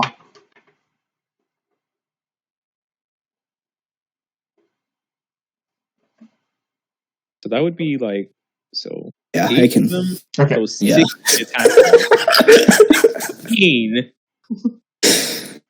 The Holy Cross of Wolf. Anything else from Celine? No. Okay. Oh, yeah. No. Okay, so that was Celine. It is Hamilton's turn. Ah, yes, a worthy battle. I will just run up to this, and I will want to use my rage. Wait a sec. I'm just doing my rage. Then I want to use my great weapon feat on this guy. And you have advantage to hit. Yes. Yeah, he's stunned. And I would hit plus 10, and I would want to use my Zealot fucking subclass. I forgot about that. It's 1d6 plus half your barbarian level, so yeah. 5 So cut in just- half, would that just be 2? So it's going to be 23, 20. Are you raging? Yeah. Yes, I am raging as well. So it's going to So be 20, 23 25. plus 8 Divine Fury. So 23 plus 2 plus So 8. okay. So that's going to be. wait. Where did the initiative tracker go? Oh, sorry. There we go. I accidentally closed Okay. it. All right. So that one. That would be 33 damage. Yeah. Gotcha. We got another one. Technically, you have 3 attacks thanks to Yes, haste. I do. Thank you for that. You're welcome. Okay, that would be 23, and I would like to do my other attack with my great weapon feat, Nat 20. and that would be a crit. Does that Wow. So, plus 10? So that's going to so be 16, 26, 28. Is that right? 28 plus. Oh wait, let me just check. Let me use my calculator for this shit. So 16 plus 10. Plus This your 28. raging. Yeah, it's 28. Yeah, don't forget your That divine one is weight. down. And going Oh, damn. here is that's still made my movement. I would use Yeah. my great weapon master feat again. To bonus action attack. All right. That's going to miss. Is that guy? No, that Oh, I'm guy sorry, is stunned, 13. right? Yeah, 13 would be an 8. That's still going to hit. These guys are armor class 8. And 10 plus 10 equals 22. Okay. And I think that is all my action. Yeah, that's all my action. Okay, Zadara's turn. I'm going to circle around this guy and get up to here, and I'm going to pummel him with 4 attacks. And this is without flurry of blows, by the way. How does that not include flurry of blows? Because haste gives me an extra action. I have multi-attack, and then I have... It only gives you one extra No, attack. the haste action won't give you 2 attacks. Yeah. It just gives you 1. Not 2, I know about that. But martial arts, with that, I can... Whenever I use a monk weapon, I can attack with it as a bonus action if I unarmed strike or hit with... Okay. So the So no flurry, just 4 attacks. Gotcha. Yeah. The first 2 are going to be unarmed strikes. And the second 2 are going to be, I'm going to whack him with the staff.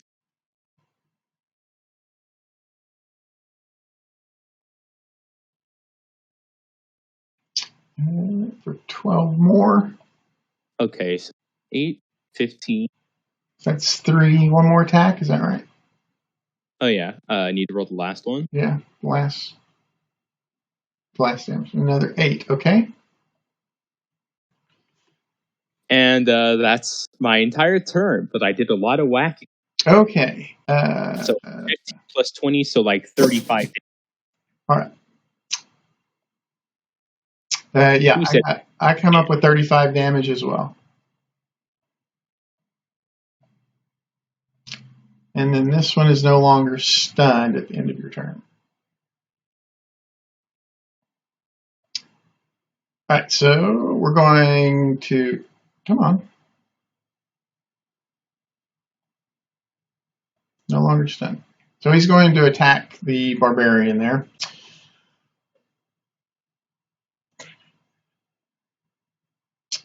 Uh, 12, I believe, misses Hamilton.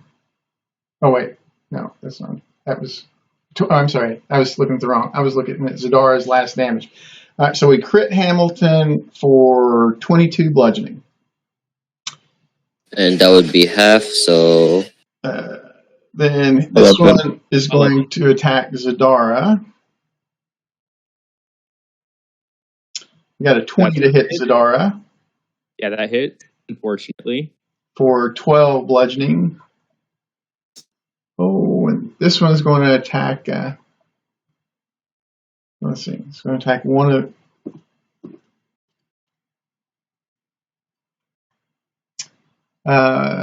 so it's going to... It is actually attacking Celine right there in the middle. Okay. Uh-oh. We've got a 19 to hit Celine. It hits. For 10 bludgeoning, and I don't think you can fail a 10. They have to hit me for 28 for me to be able to roll. It is the wolves' turn. Okay, they attack. I'll start here. 13 hit. Yeah, they're armor class 8. Okay. That's 10 damage from the first one. Second one hits. 5 damage. And then he's going to be prone. And they already have advantage. Well, yeah.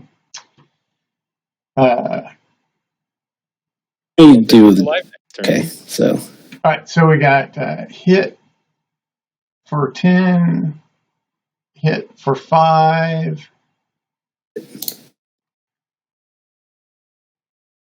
And then another 15 damage to the top one, in addition to the other two. Okay. I'm gonna roll attack rolls first because this is very confusing. And to the bottom one now, take 4 attack rolls.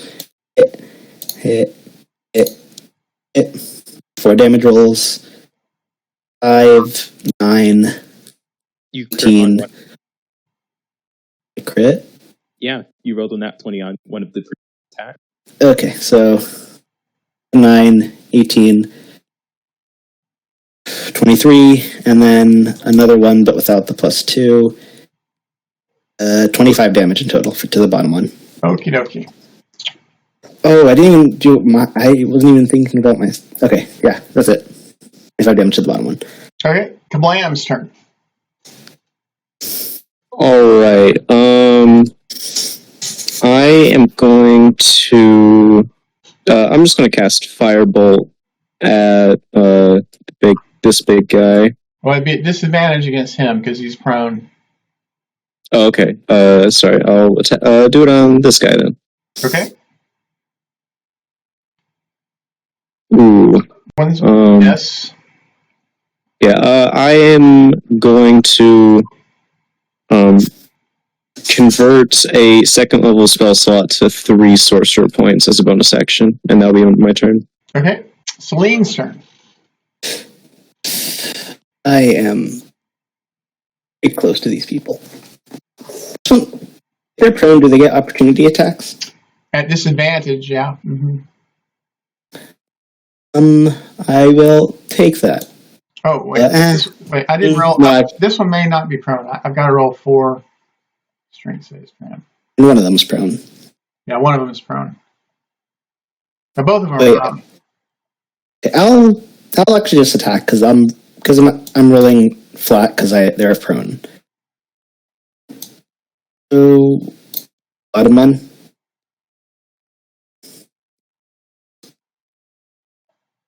And that's actually, and I don't get my bonus action because I'm doing the dragon. Just 13 damage to the bottom one, and that's my turn.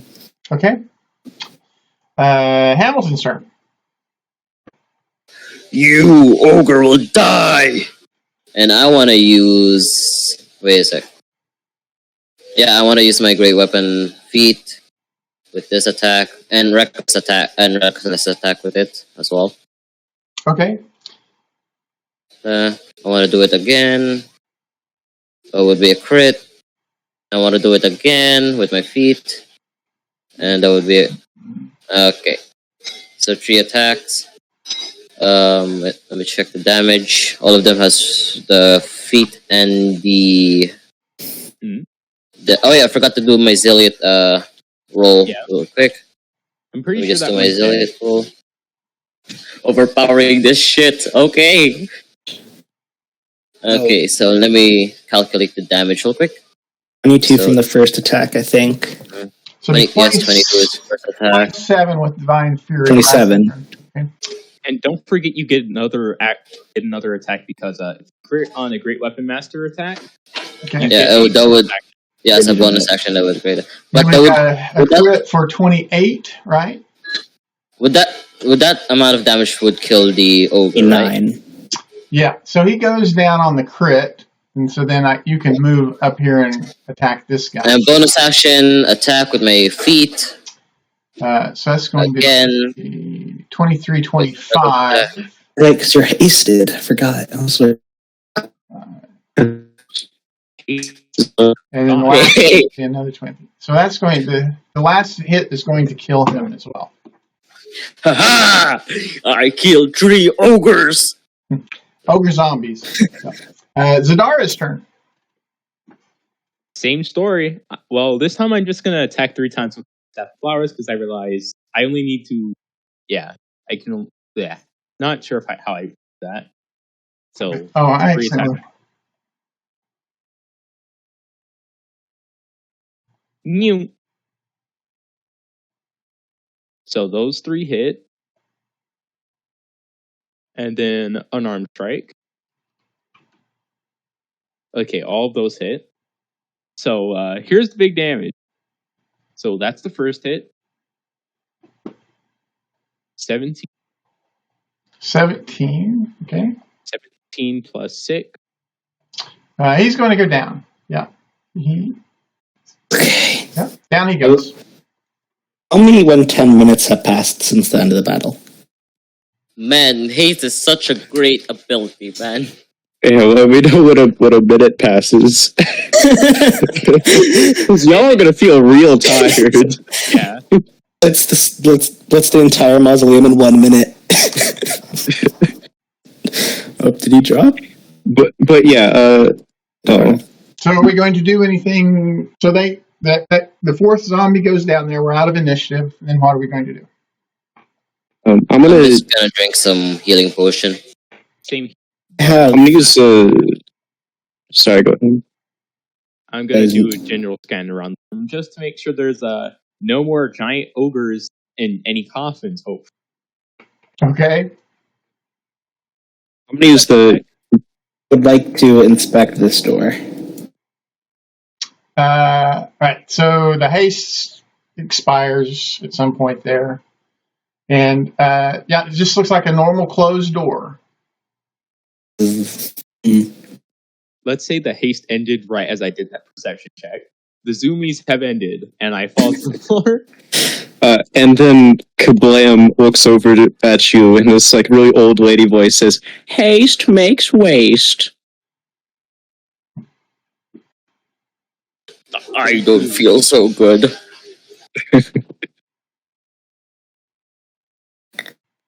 I will protect you with my life, Kablam. I owe you my. Are we ready to move on? Because I have probably 5 more minutes until Dragon wears off. Okay. Until what wears off? Sorry. Starry form is a 10-minute. Oh. Okay, then. So we have 13 minutes minimum. Okay, give me just a second here. I'm fighting with Roll20. Anyone want to take a potion? Well, I'll take a potion, actually. Thank you, Magic Bird, for the amazing ability of strength. Okay. Happy times, happy times. Hamilton, you killed 3 orcs in the Happy span times of indeed. 12 seconds. How? Because I am Hamilton, the strongest Goliath out there. I will kill all the weaklings. So are we going to wait the 10 minutes for the starry form to expire? Or, I mean, is there something we're doing during it? Or are we wanting to just come before that expires? I think we're just chugging potions and moving on, right? Yeah. Right. I'm gonna go ahead. Conjure animals last an entire hour. But, But Yeah. I didn't for my last 10 minutes. Okay, so as we are chugging potions, we're only about a minute out of the Zadara, you hear on the other side of that door, you hear the clanking of heavy armor, and it sounds like there's someone coming our way pretty quickly from the sounds of the armor there. I'm going to alert everybody and say, and right behind the door. Does anyone have a skill that might help us? But be ready to attack, but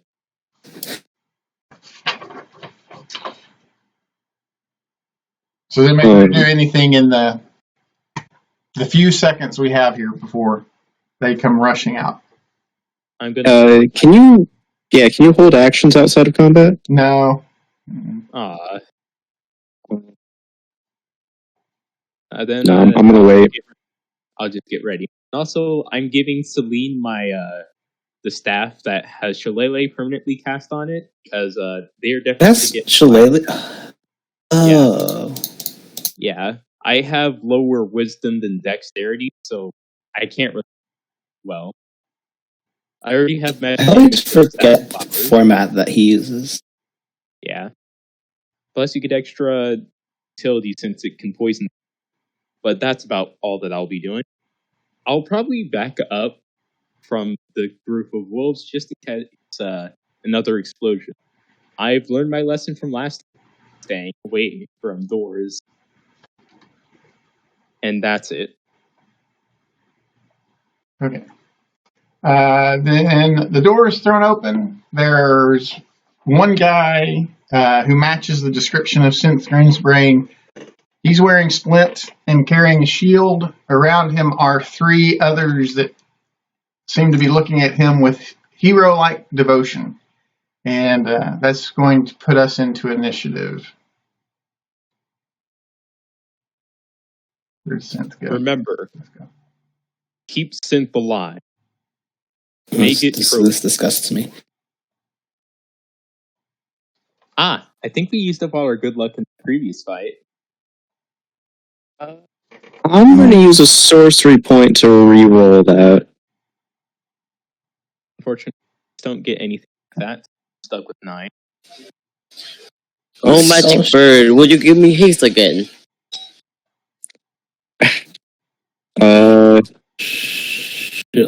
Here, that's how you spell Shillelagh. That's such a hard. In Xander's voice, I'll say, "I can help."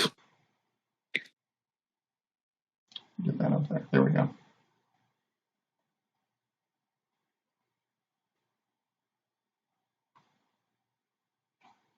I have a +4 to initiatives. I tied with Synth. Okay. And then these guys, where are they at?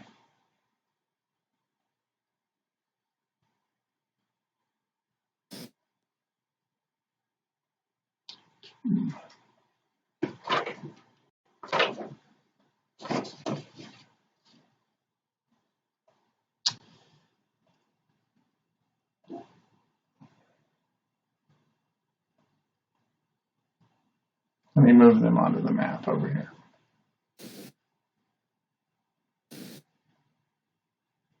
Oh, wait, I thought this.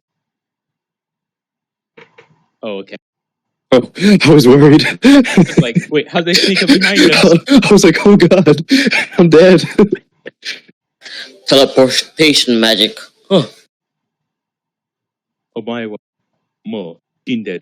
Okay, Hamilton, you're up first.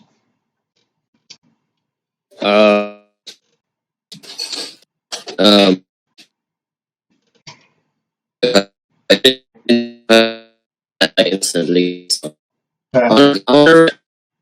Attack if they or go to my attack, I guess. I wasn't able to understand you there. You're readying attack against what now? If one of them went outside, or at least go into my range of attack. Okay. Kablam's turn. Right. I'll use 3 sorcery points to twin cast haste. Forgot to roll for wolves. Oh no. Here we go again.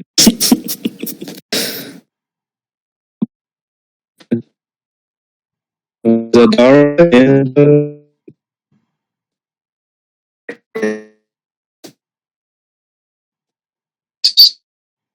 yeah, that's all I'll do. The wolves go there. The wolves.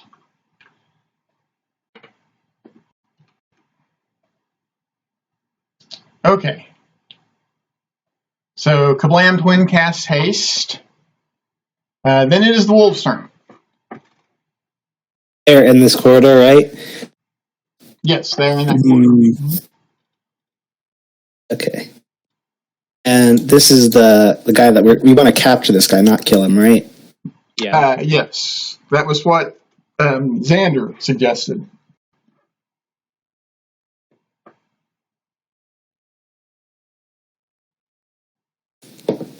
Want to wait for them to get out, or It might be for the best.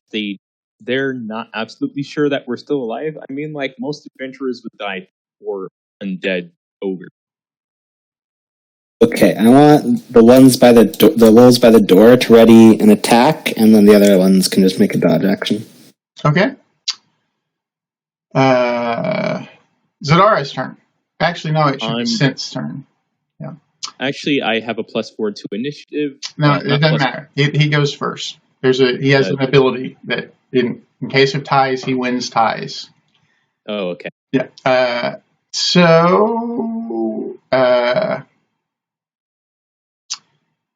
He is going to cast Toll of the Dead.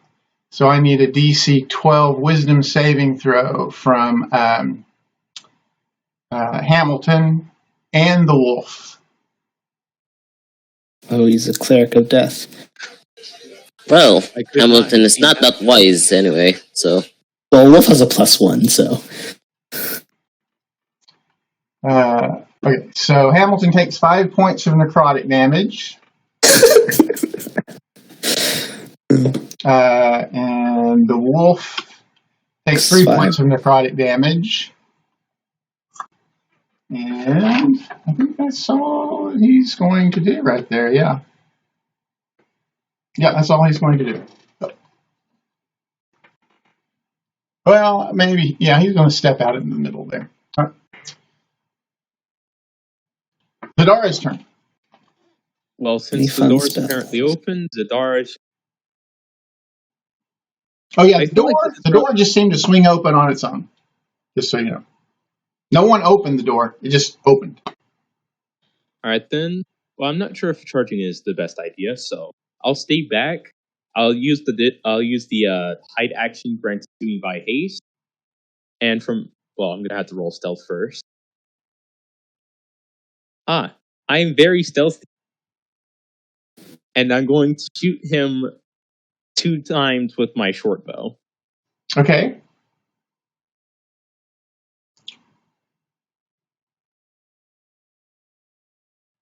Do those both hit? Yes, both those hit. Mm-hmm. Let's get short bows. I bought one. And also, I can use Tasha's feature to become proficient with it. So, 14 damage with that, with those 2 hits, going back up. 14 damage, okay. Well, that's assuming if a 19.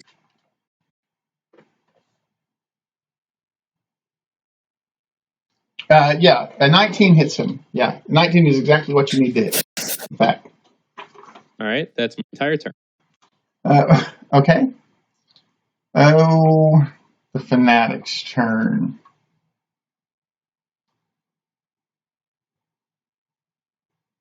Well,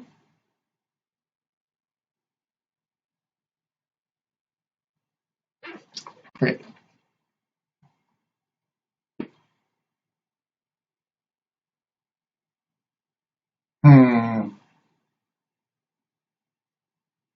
Yeah. All right.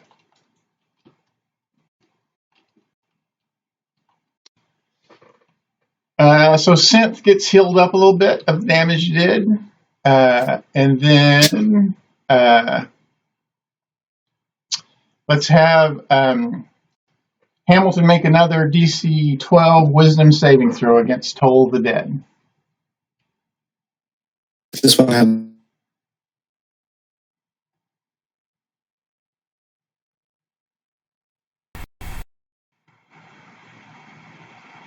Looks like I passed that one.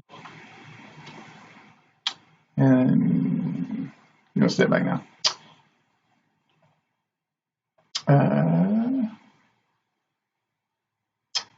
This one's going to step out and do the same thing.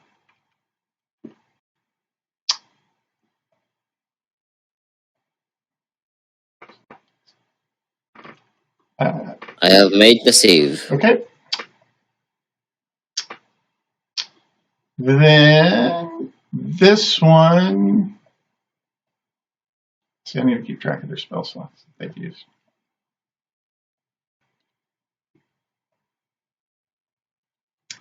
This one steps out to there, throws up a spiritual weapon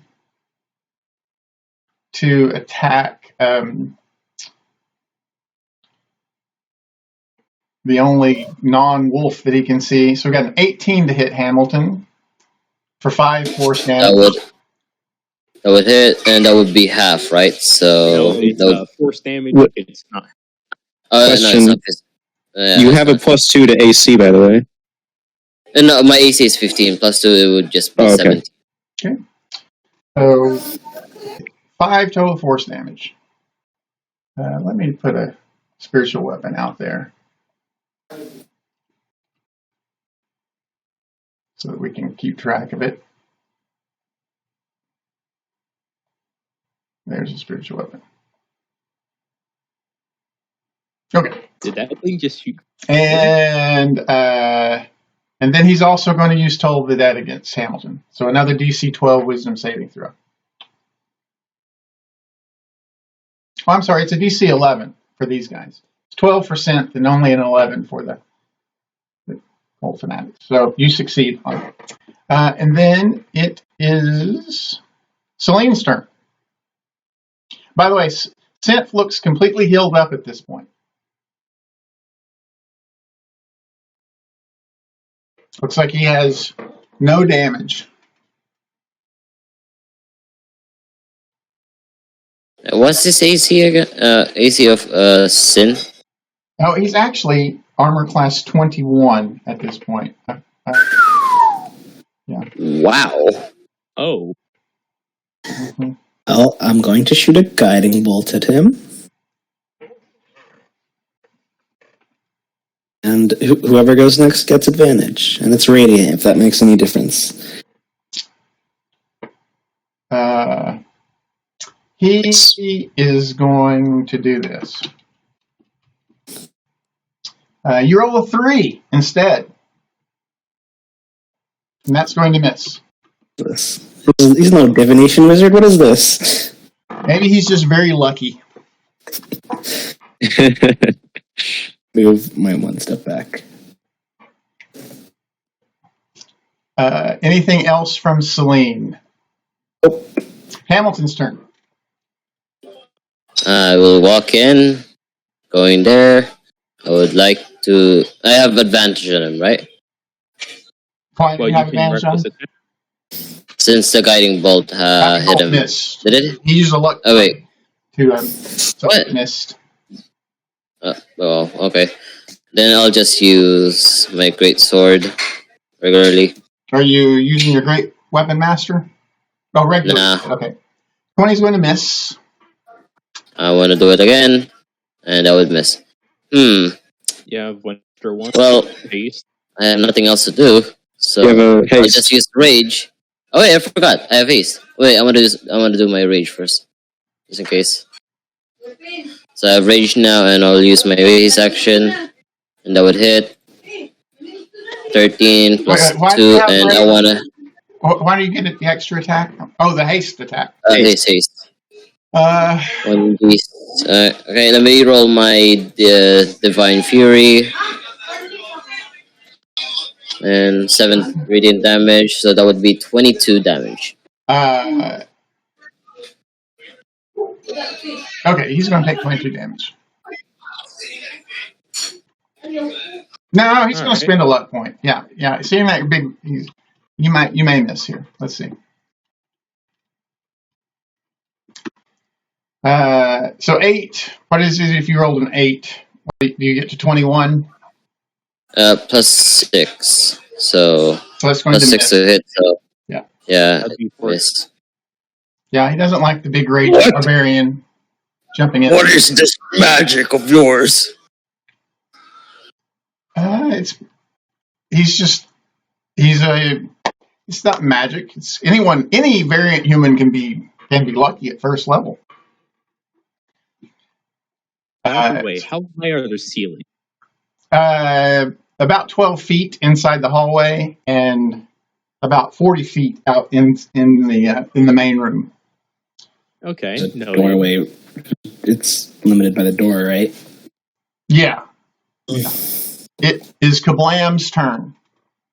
All right. I'm going to convert 1 first level slot into 2 sorcery points, and then I'm going to run back here and cast darkness centered on myself using those 2 sorcery points, which I can still see out of my subclass feature. So you have an aura here. Where do you go to?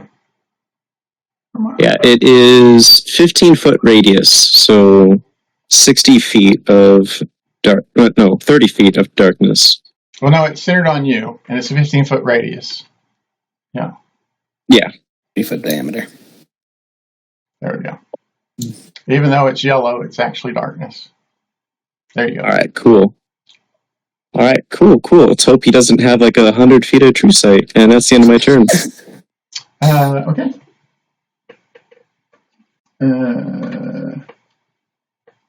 Wolves are medium, so I can't go through you. That is the wolf's turn. They can't actually do anything.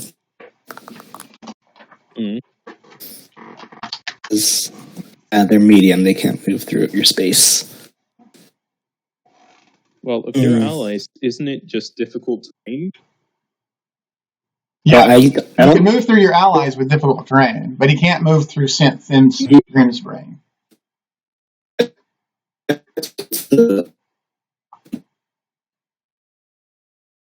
You just can't end your turn in the same spot, if I understand it correctly. Can't end your movement. Yeah. So they'd have to leave, but you can move them in there. And then move back? No. Can they do that? No. Yeah, I don't think so. You can't stop in other creatures unless you are tiny or smaller. Or unless you have an ability like the swarm traits. Yeah. Oh, I gotcha. They are medium.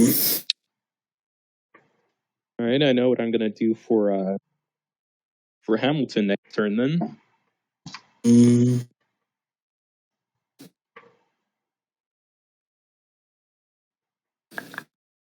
I guess they just sit there because they are useless in this fight in bottleneck.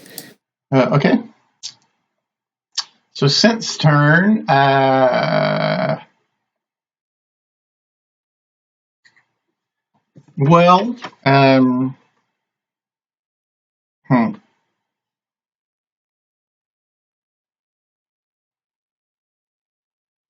He's going to dodge and cast Sanctuary.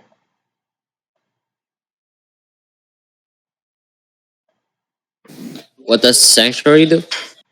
Before you can attack him, you have to pass a DC 12 Wisdom saving throw, or redirect your attack at a different creature.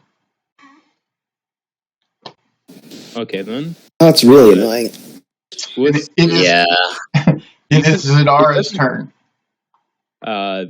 This is an annoying piece of shit. Yeah, you can still hit him with AoEs. It doesn't.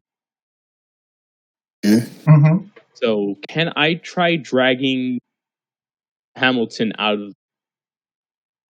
Yes. So you can attempt to grapple Hamilton, which he can voluntarily fail, and then you can drag him back at half speed. To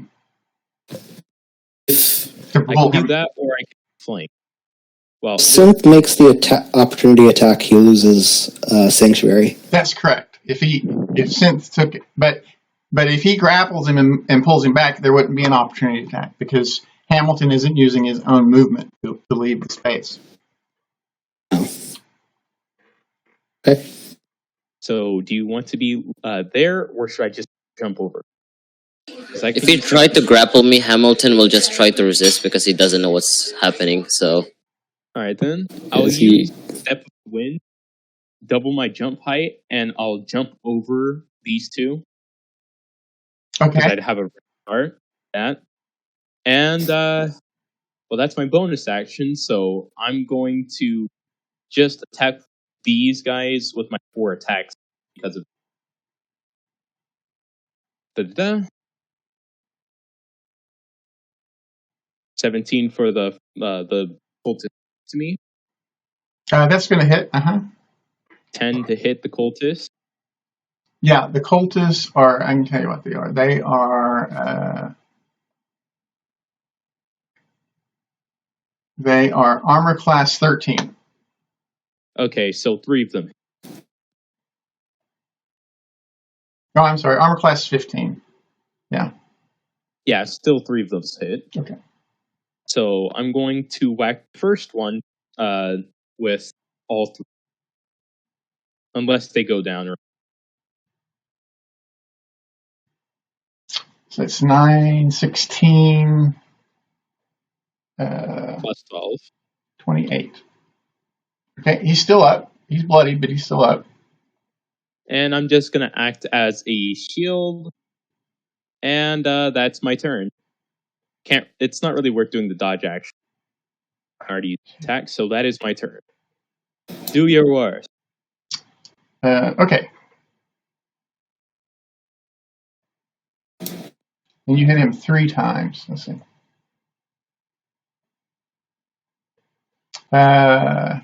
So he actually this guy's armor class goes back down to 13.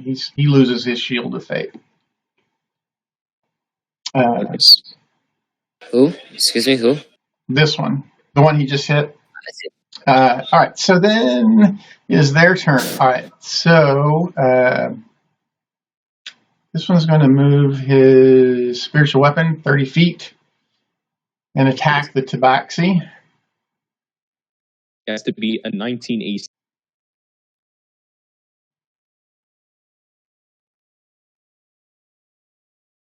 Okay. And then we're going to toll the dead against the tabaxi. So the tabaxi needs a DC 11 wisdom saving throw.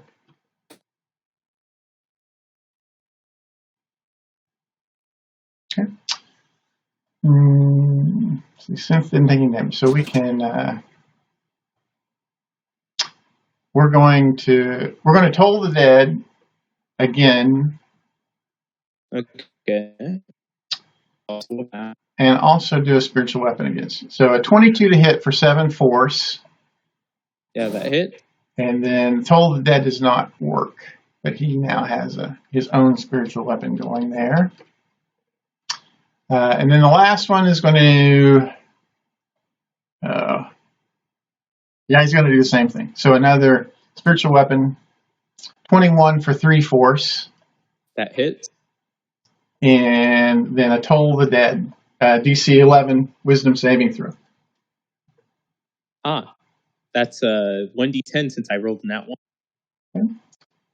D12 actually, but yeah. Oh my bad. How much damage? Just take one though. He rolls. I'm sorry. It says 10, but it should be 12. D12. So let me do that again. I need to correct that. So it's 4 points of necrotic damage.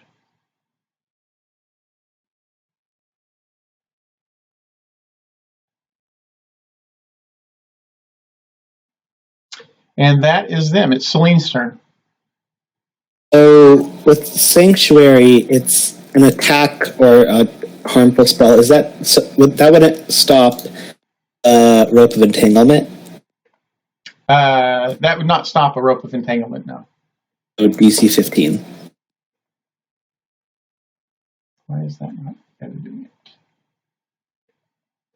Okay, well, I guess that is fine. So rope of entanglement. It's a dexterity save, right? I think so. Where did you go to? There's Synth. DC 15. So he's restrained now. It could be strength if he wants that too. Well, he's still. So if he's a 4 is still going to fail. Yeah, even if he would be a 6 with a 4, so he's restrained. Get advantage. If we can even hit him. Of highs, don't you? True. I have like 5 attacks. He has disadvantage on dodging gives you advantage on dexterity saving throws. So actually, he would have a 16 to his dexterity saving throw. Oh, pissed. What's the would have used a strength because he's better at strength. It doesn't actually work. What is the saving throw for It's DC 15. Oh, okay. So he is not entangled. Yeah. Okay. Close, but not quite. That's a good move. I like. Give yourself inspiration for thinking of that. So you have inspiration that you can use today, or it'll persist, passes. Right. Anything else from Celine? I will move out of line of sight. Okay. It is Hamilton's turn.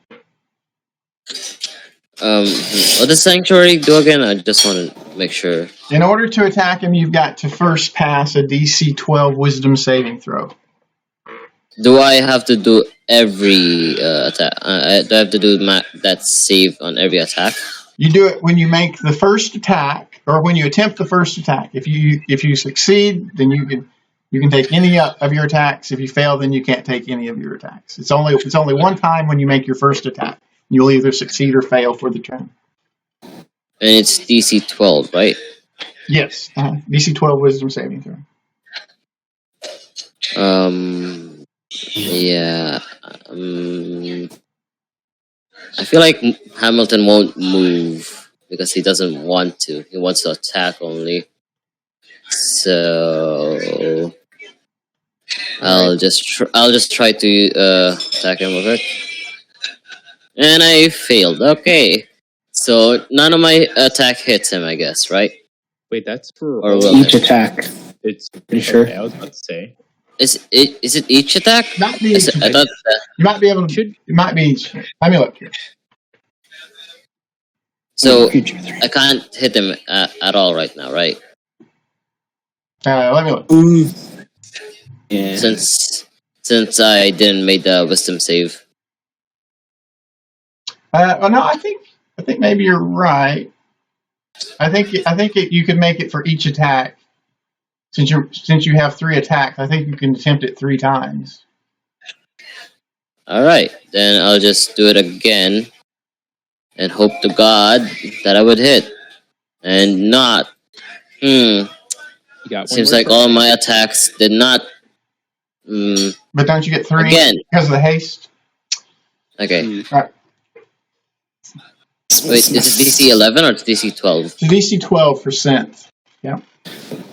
Fuck. A little more wisdom than the others. I have nothing to do else, so. Yeah. Oh, I'm sorry. It's actually a DC 13 for Synth. I thought it was 12. It's 13. What? DC 13? God. Yeah, He's he's like, got that's 16 kind of wisdom. low. Mhm. He's got a 16 wisdom. So anything else from Hamilton? You're going to stay there, or are you going to move away, or? I'll just try to move away instead, since none of my wisdom saves come by. There. Kablam's turn. Doesn't that provoke an attack of opportunity? It would, but he's not going to take it. He doesn't want to ruin his sanctuary. Yeah. Oh. So he can't run through Zadara, right? I think you can shove me out of the way. Because that's not really an attack. No, I was just wondering. There's enough room to where if you had enough movement and enough jump, you could jump over them. Like it's a 12-foot ceiling in these, and Synth is like 6 foot tall. But that's the way that Zadara got back there.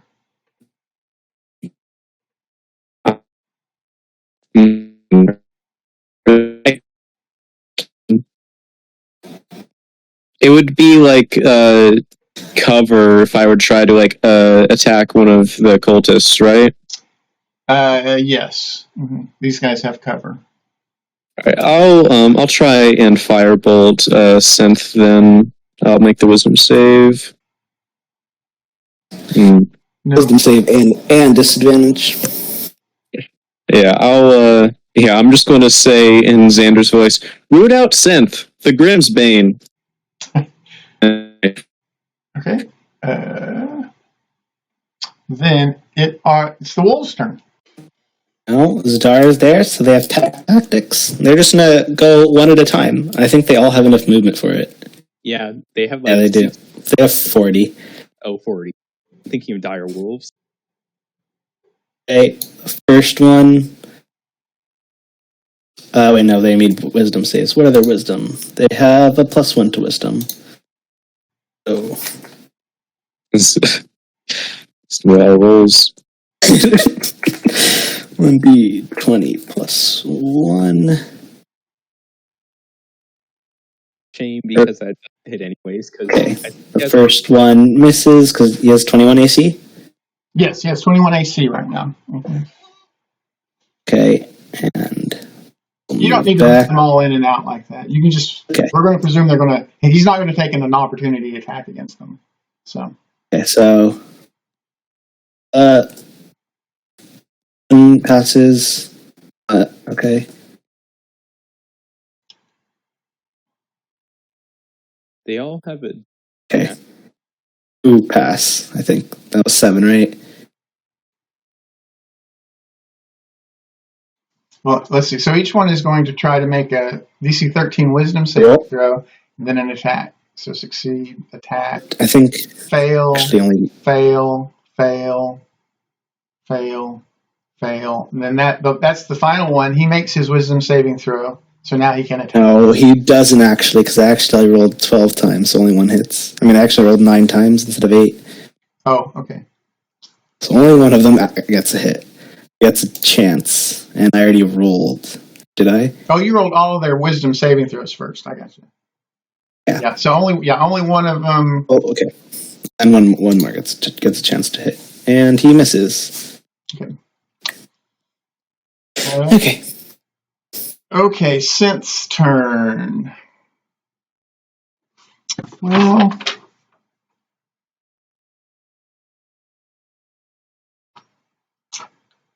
I think he's just going to keep on dodging. Yeah, with his sanctuary up. No one succeeded on his sanctuary the first time around. So, yeah. Mm-hmm. Yeah, he's going to keep dodging and with the sanctuary up. Zadara's turn. He's soon going to learn that his allies aren't here to back.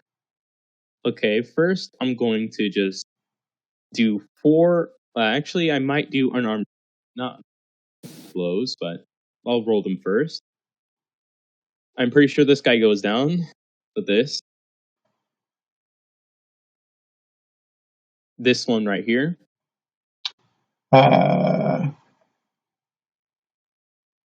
This one right here? Yeah. No, he looks like he is hanging on with 1 hit point. And all right, then. There's like a guttural growl that sounds like there's something ferocious about him, and he is barely hanging on. I don't trust that. I'm going to just do a simple punch in his face. Actually, no. I'll use my claws and I'll try slicing his throat. Oh, that's a 12. Well, he doesn't have his thing anymore, so... But he's still a 13 without it. That doesn't hit then. So that's 3 attacks. No, that's only 2 attacks, so I get to roll 2. So that one hit. And He's going to go down. He's got 1 hit point left. And I don't think that this guy over here wants to do his attack. So are you killing him or rendering him unconscious? By the way, killing him because I sliced his throat. Okay. And I'm going to flurry of blows because I want to hit both of these guys to knock out their concentration guy. And shouldn't only be 2 unless, there should only be 2 spiritual weapons. Yeah, there's only 2 now. Mm-hmm. Okay, so flurry of blows. I'm going to punch at both. 13 will hit. And I'm hitting each one of them, so they both have to make con saves. So 5 to one and 7 to the other. Yeah. In there. Let's see. Con. Right. First one passes. And the second one fails. Okay, so he is now an armor class 13. Wait. Oh, wait. Concentrate 2 things. Oh, wait. No, the 13 would have missed on these guys, by the way. They're armor class 15. So actually only... Hold up. They have that... So they have spiritual weapon and they have shield of fate. That's correct. Mm-hmm. Okay, spiritual weapon does not require concentration. Oh, I really thought it did. Yeah. Oh, well. So actually the 13 missed, yeah. Then I'm going to put the I'm just going to put both of them towards the one that I hit. Okay. And so he would have made his 10 and then... Failed with a 4. Would he re-roll? Well, no. You only hit him once, is what I'm saying. Oh, yeah, true. Yeah. Okay. Okay. Anything else from Zadara? Nope. I can't do anything else. I use all my act. Okay. Well,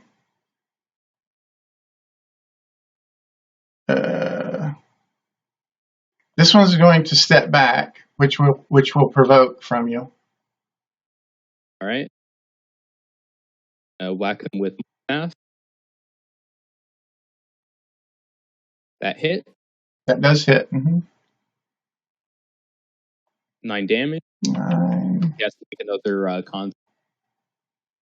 Barely. All right. So then we got 10 is going to miss, right? Yep. 10 AC for the win.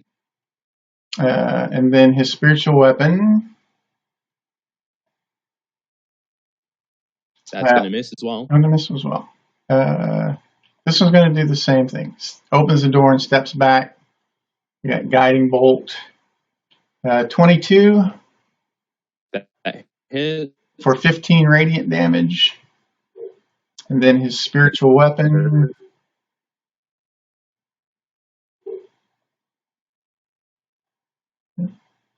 Got a little lag there. Nope. Can't see the result of his spiritual weapon. There it either. Spiritual weapon. So 11 is going to miss, right? Yeah, it doesn't hit. Okay. That is both of them. Celine's turn.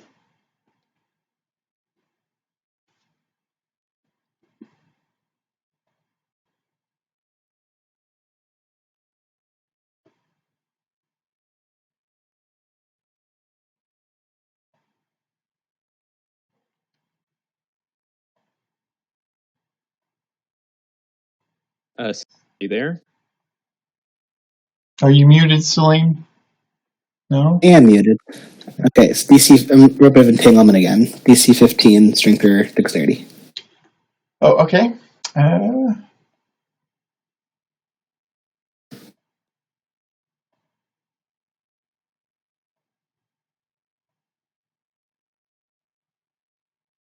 Oh, he fails.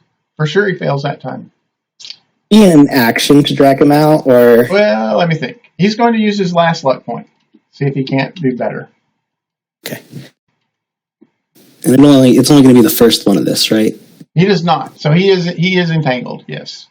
So Would it be an action to drag him out, or can I do it as a bonus action?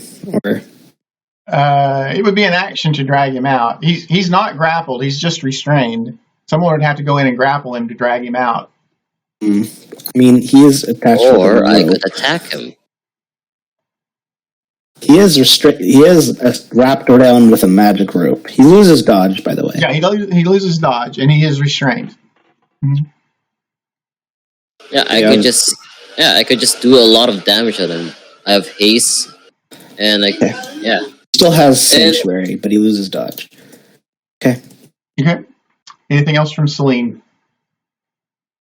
Nope. Okay, it is Hamilton's turn. What is his AC again? Is It's 21 right now, 21 but you're attacking with now. advantage because he's restrained. Yeah, Still I'll sanctuary. try to attack him. Okay. With wisdom.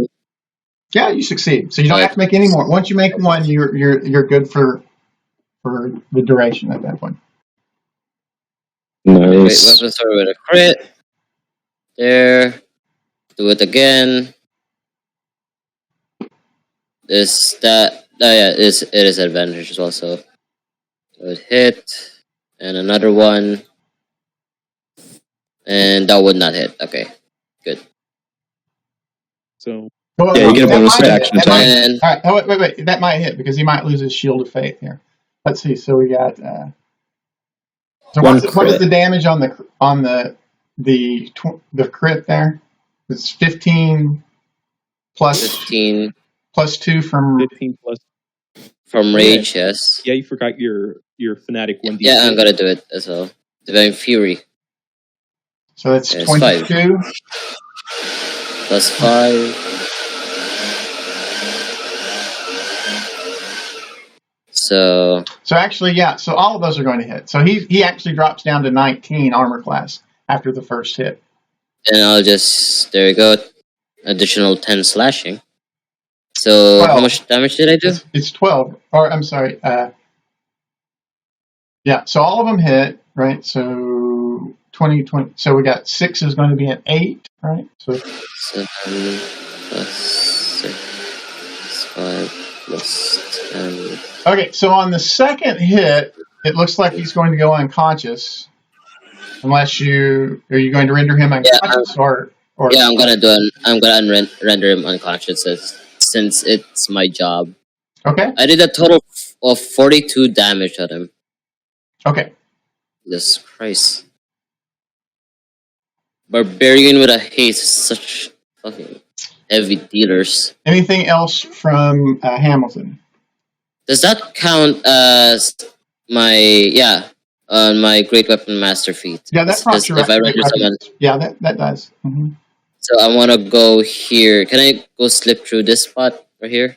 Well, you'd have to move through. So you're looking at 45 feet of movement from where you originally started to get to that spot. Yeah, I have double movement because of haste, so I have 18 Oh, worth okay. of Yeah, movement. yeah, you can get to there. Mhm.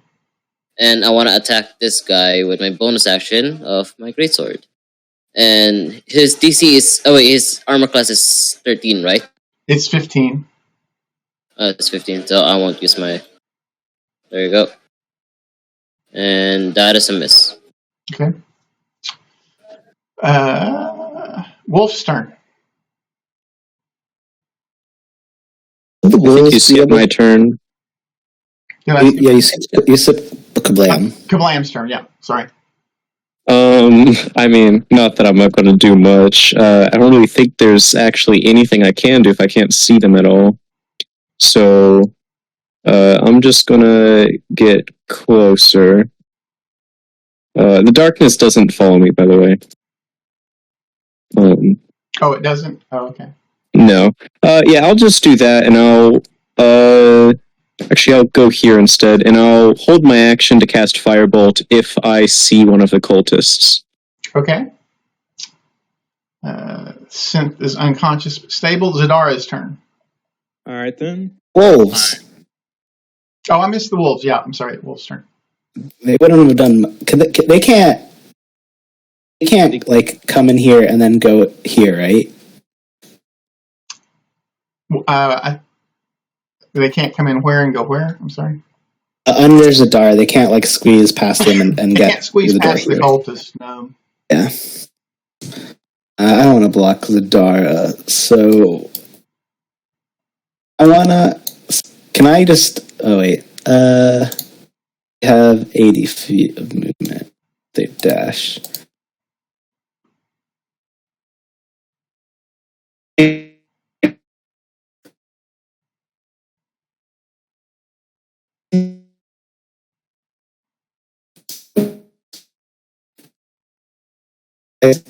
Command be like go down the corridor.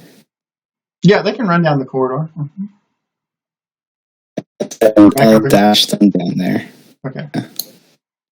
Yeah.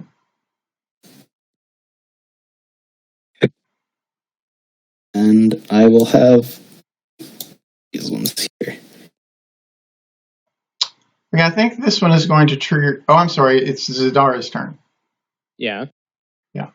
So, well, first off, I'm going to just pummel this guy real quick. I'm just going to basically punch him in the face trying to first.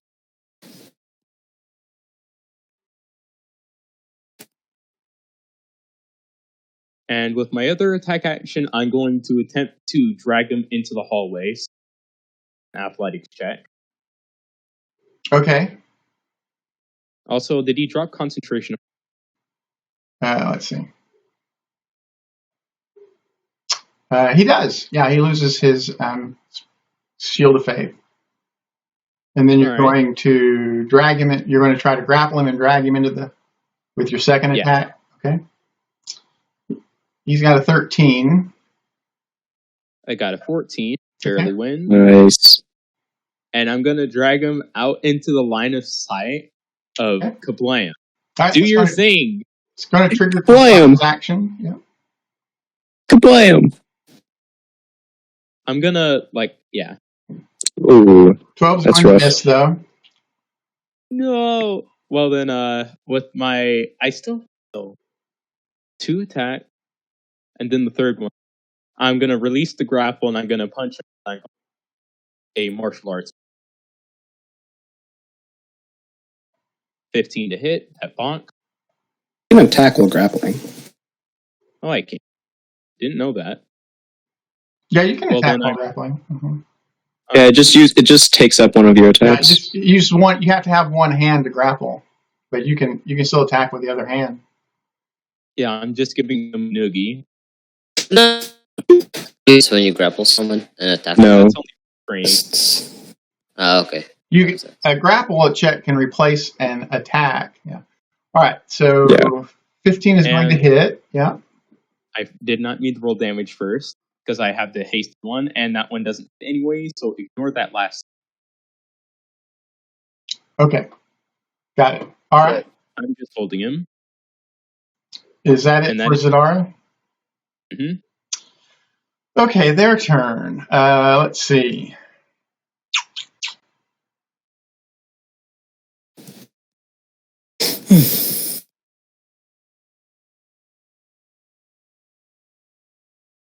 Wait, that's the wrong one. Where'd it go to? There it goes.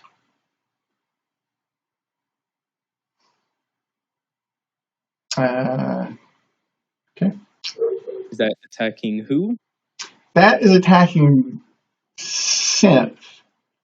And then Synth is bathed in radiant light. And then the other one is going to have to attack as well. But it's going to miss. And then back here, we are going to try to hit the barbarian with inflict wounds. Try me. Miss. 14 is going to miss. Okay. It is Celine's turn. Synth back up? Nope. Synth is on the ground. Okay. This one casts Sacred Flame on him.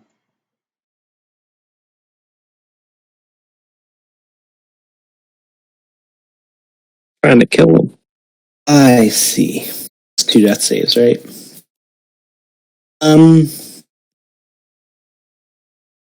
Can I pick him up and then move him at... I think you can go through him. You can drag him out. Yeah. Mm-hmm.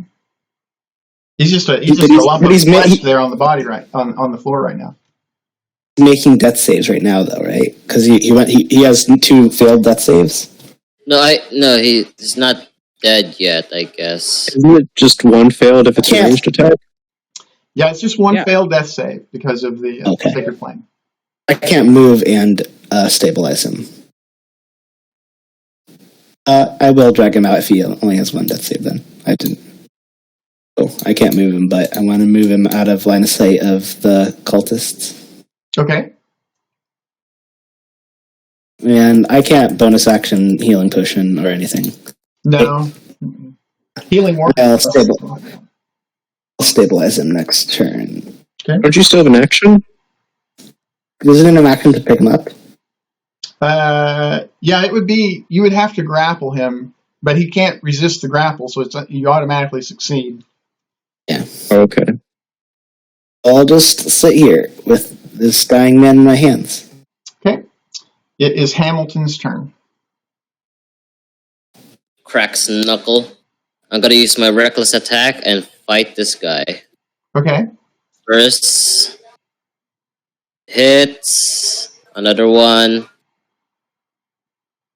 Hits, another one. Hits. +2 to all of those damage. Let me calculate it real quick. It's going to be 13. That's going to be 9. Scary. So 31, and I'm gonna do my Divine Fury. An additional 7 damage. Okay, that one goes So down. that would be 38 worth of damage. The third attack takes him down. Mm-hmm. 38 would take him down, or... Yeah, the third attack takes him down. Mm-hmm. So that's going to Third proc attack. your... Yeah, that's going to proc your Great Weapon Master. Then I'm gonna use my Great Weapon Master on the other guy, and we'll miss. Okay. Mm-hmm. Kablam's turn. Looks like we'll get him. No need to go crazy. I'll just firebolt him. wait, if you're an unseen attacker since you're dark, don't you have advantage? By the way, Is that true? If you're an unseen attacker, but you said the darkness doesn't follow you, right? Yeah. No, but it is like right here. Basically, I can just like step back into it. Yeah, if you can see out of the darkness and they can't, you have advantage, yeah. Oh, sweet! I should have been doing that then. All right, cool. It's even better than I thought it was. 19 to hit then for 12 damage. Okay. Thank you. He's bloodied now. well, it's not going to be bloody for much longer because it's the wolf's turn next. Okay. How that's going to end. Okay, so 15 to hit. That's going to hit, yes. Should I do damage separately or do them all at once?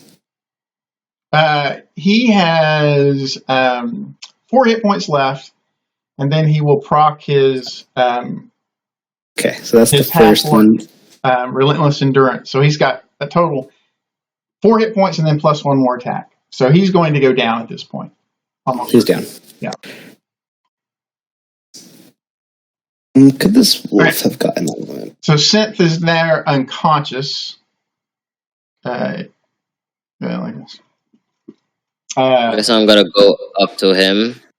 I'm gonna go tie some rope around it so he won't move in a He straight. already has Gotta rope on carry- him. Yeah. Wait, no, that's magical rope. It would just taken off in a certain time, right? So I'm just gonna put on regular rope just in case, and just put him on my shoulder and carry him on. Well, are you? I have to stabilize him. I have to stabilize him first. You're going to stabilize. That was my question. Yeah. Okay. I'm just going to chug my last. They're all down, right? Oh yeah, I have a healer's kit. So if we want him up, I can give him a good berry, but I have a healer's kit if we just want him stabilized.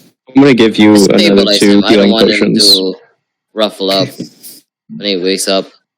Yeah, if he is awake, he's going to start casting Toll the Dead, which is verbal only. Right. I stabilize him. Can I put a gag made out of cloth on his mouth so he can cast verbal spells? Yeah, I think you can. Mm-hmm. Alright, I'll do that. What's the DC on normal rope compared to just rope? 17 on rope. All right, so we're taking Synth back to town. Yes, we are. Okay. And I'm gonna give 2 healing potions to Zadara, and I'm gonna say in Xander's voice, "We have a job." Such an awkward fight. I've used 2 spell slots because it was so weird. Have you? Man, sorcerers are weird. I'm just like constantly switching between sorcery point spell slots. Yeah, it's so good. The only I play. Let's just say their dexterity is 14 at level 5. You. They're not Is he astral? Is he astral form monk? No, they're the way of the open hand. They're trying to build class into warlock. They have 12 charisma. They have to wait until at least level 9. I have that much dexterity. How long did it take us to get here? How long did it take us to get there? It's whatever. All right, so we get back to Odile after dark, but it's not terribly late. It's just after dark. What are we going to do with Synth once we get back to town? Well, Back to Odile. Yep. We know where Xander is, yeah.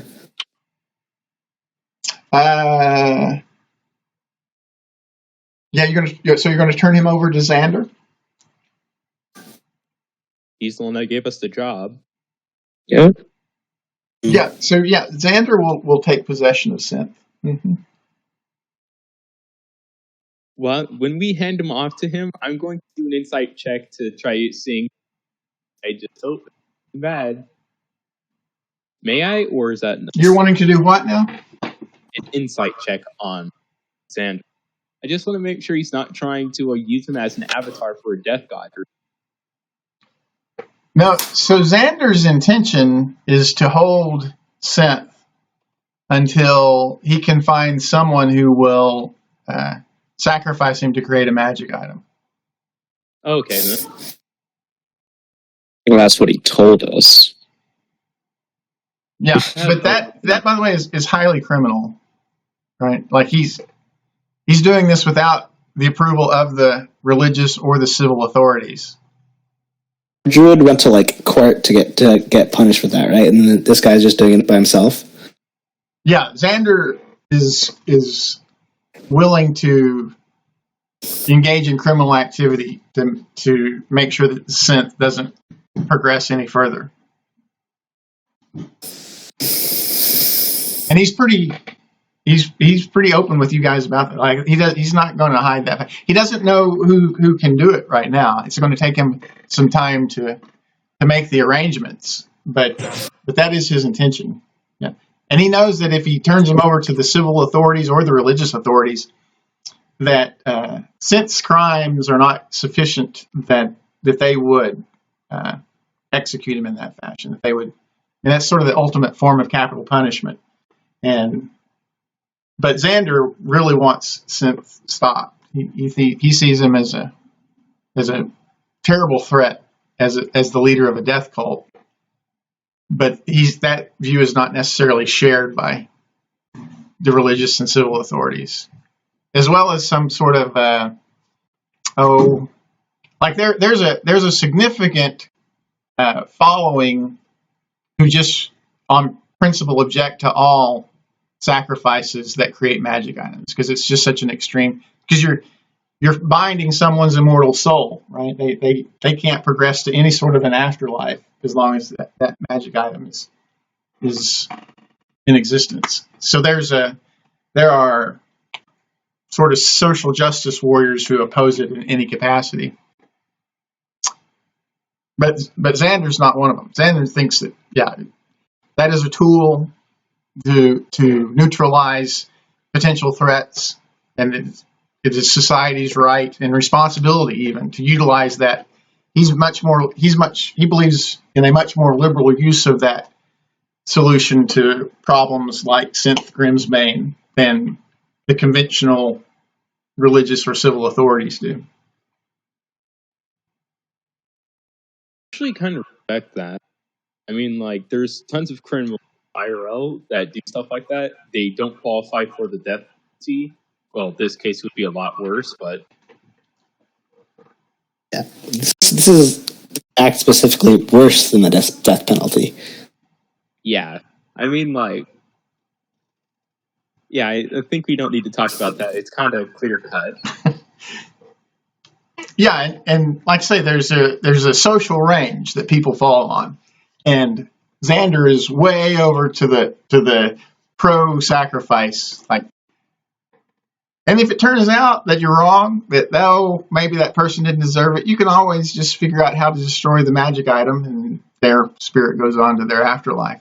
So it's not like can't be undone, even though it takes effort. But In that case, I might have a plan for the staff if Lee never gets back, because Yeah, that well- druid had just met.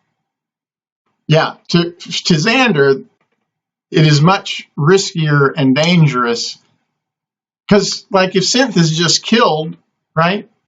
What happens? He comes back, he gets raised, or something weird happens, and he's back functioning again. Yeah, since, well, if you remember Death Cult, there's probably lots of That's cautions right. against death. Yeah, especially considering his affiliations, right? He's much more likely than just a random criminal to even have a path back to the mortal realm. So yeah. So in this case, it's more of a special. He's acting as a judge. Yeah, Xander doesn't think that a random pickpocket should be sacrificed, but he thinks that Synth definitely meets the qualifications. But he also knows that, like Synth didn't do anything actually in Odile. It was all around Odile. So it would be virtually impossible to get him convicted and sentenced to that if he was brought before a court in Odile. They might execute him, but that would be the extent of it. And Xander doesn't think that that's nearly a final enough solution.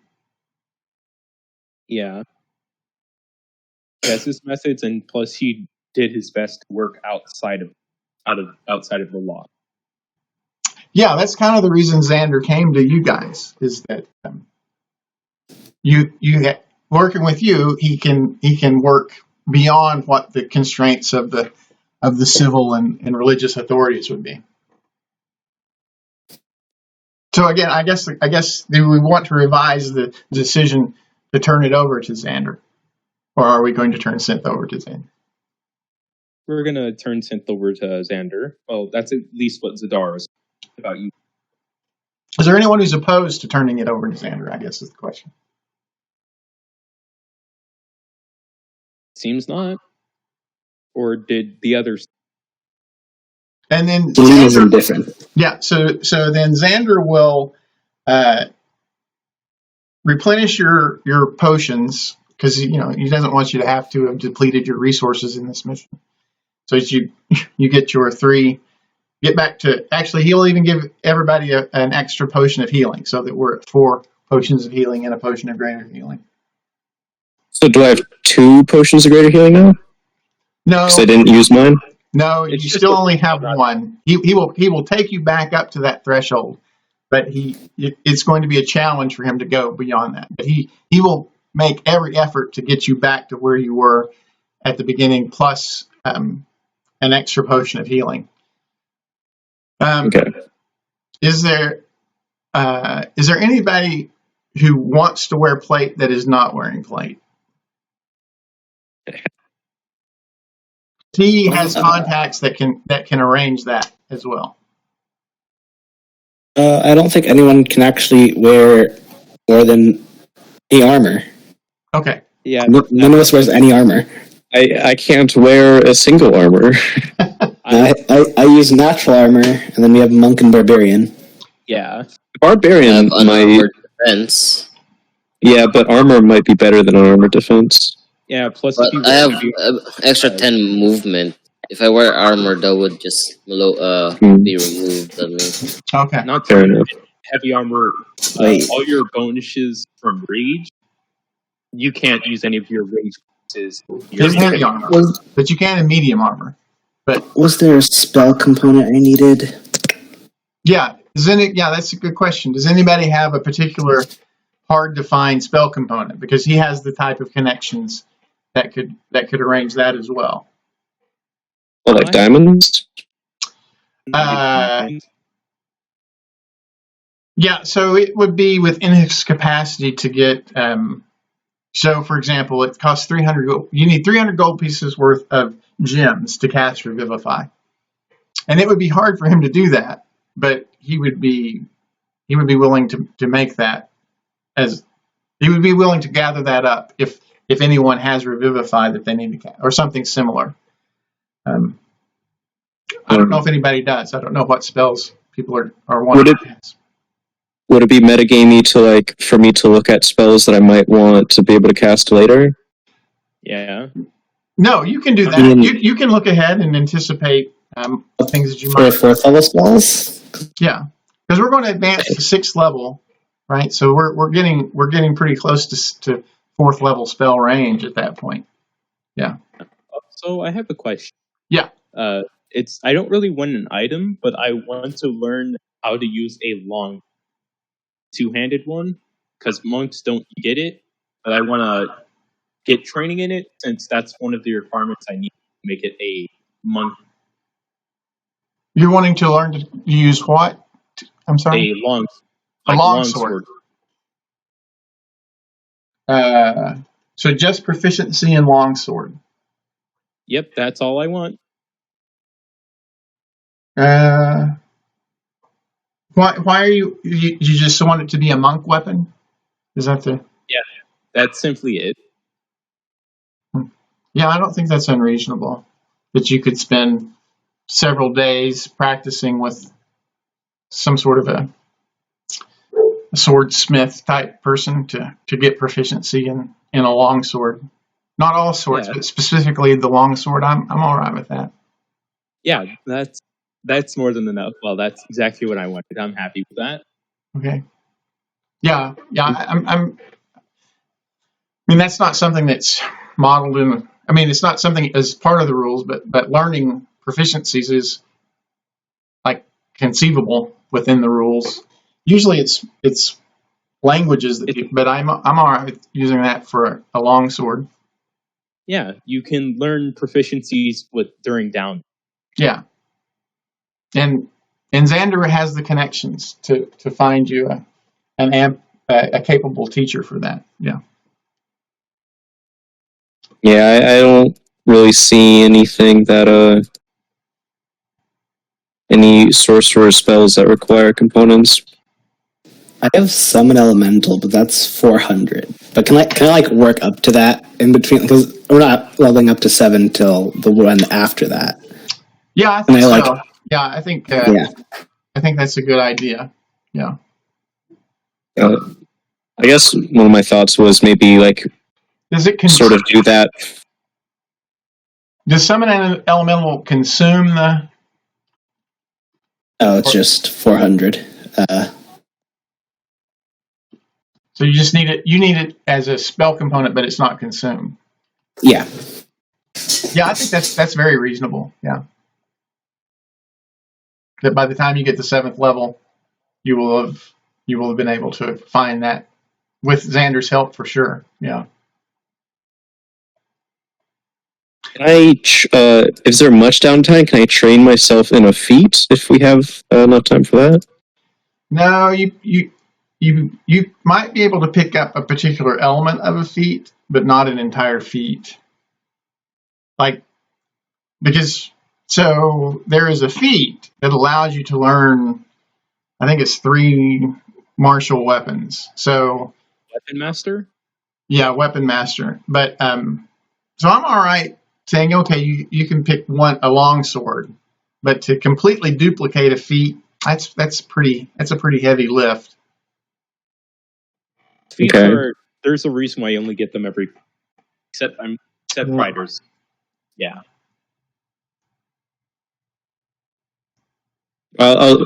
Yeah, so that could be something I could work towards, but over a long period of time. Yes.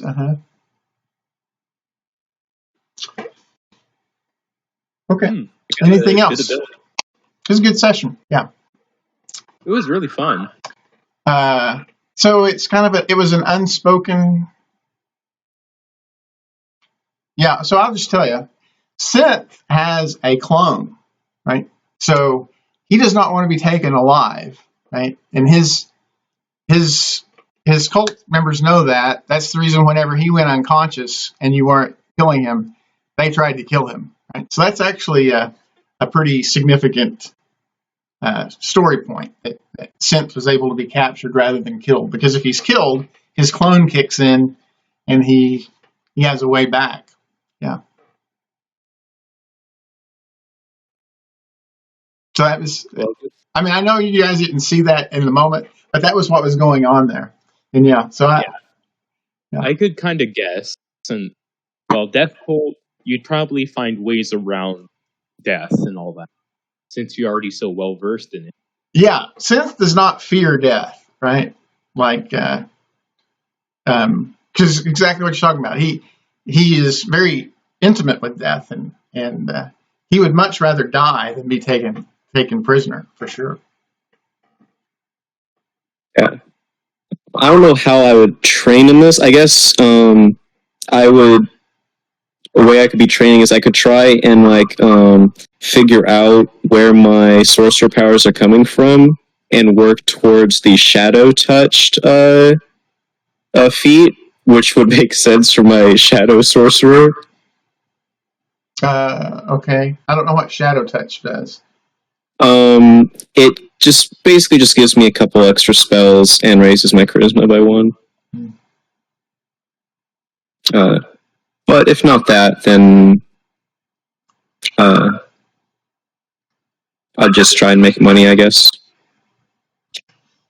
Yeah, money's not really useful to me. There's just not a lot of things that people do with money. Like, people don't even buy their food with money, right? Like, okay. And you're welcome to go out and make money, but it's both a combination of 5th edition in general and Dimgaard in particular, that prestige and relationships are the way that things are accumulated and the way that things get done.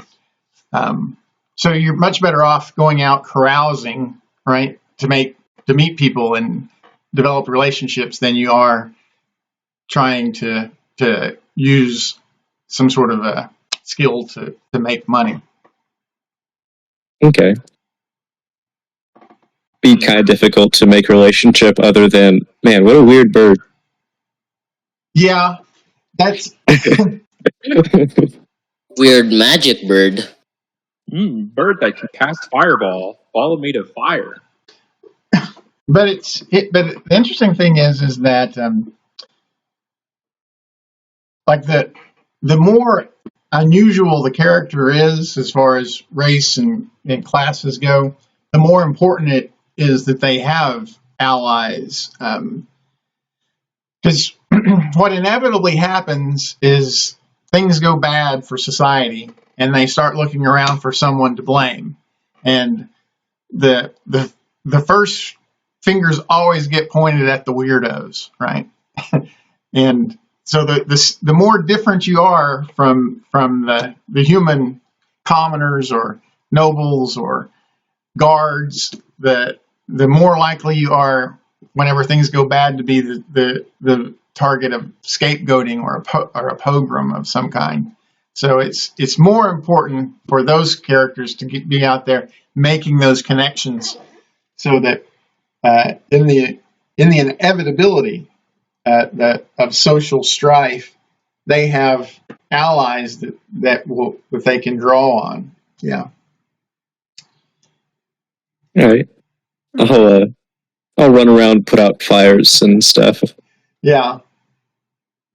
I have a question. This is more for future reference, but if I were to use my meta magic transmuted spell and like changed fireball to like cold, could I use it to actually put out fires? I think so. I think the science there is good. All right, cool. Yeah. Yeah, if I see any fires, I'll just cast fireball and just basically lob a fire extinguisher grenade. Fight fire with fire. I think thunder would work as well, right? Like thunder would cause a concussion that could quench fires as well. All right, Like that would work. Yeah. I feel like I'd be a little bit worried about damaging the house more than I needed to with that. Yeah. Okay, good session. Anybody got anything else before we call it a night? I enjoyed it. It was good. So wait, can we get a long rest and everything, I assume? Oh yeah. It'll be several days before the next adventure takes place. Yeah. Gotcha. All right, thank you. We will be 6th level. We're gonna advance a level a week. And by the way, right. Is everybody continuing on with their characters next? Because all these characters are really fun to play with. Yeah, I like Kablam. I'm going to stick with them. I guess the question is Sponge. Not Sponge sure. seems to be running on a different character each week, so I'm not sure. It depends on my mood if I want a new character or not. yeah. Fair So here's my deal with changing characters is I have no issue with it, right? As long the only time it becomes an issue is if someone brings in a character that they slow the game down because they are not familiar enough with the character. So if you are going to change characters, I just ask that you make sure that you understand the character well enough that we're going to be able, because we have a really good flow. I think that things flow really well, and I don't want to disrupt that. So I have no problem. And Sponge, I'm not saying that you like you've played 3 different characters, and I thought you played all 3 of them very smoothly. And there was no disruption of play. So I don't have any problem with anybody changing characters. That is the only thing that I ask is that you make sure when you join the game that you understand the character well enough that we're going to be able to keep the flow going the way that it has been. Because I'm really happy with that. All right. Very well. All right. So I will see you guys next Monday at 7. Well, my time. I don't know what time it is. Yes, you are. See you guys next time. See you. See It was ya. fun. Thank you for running.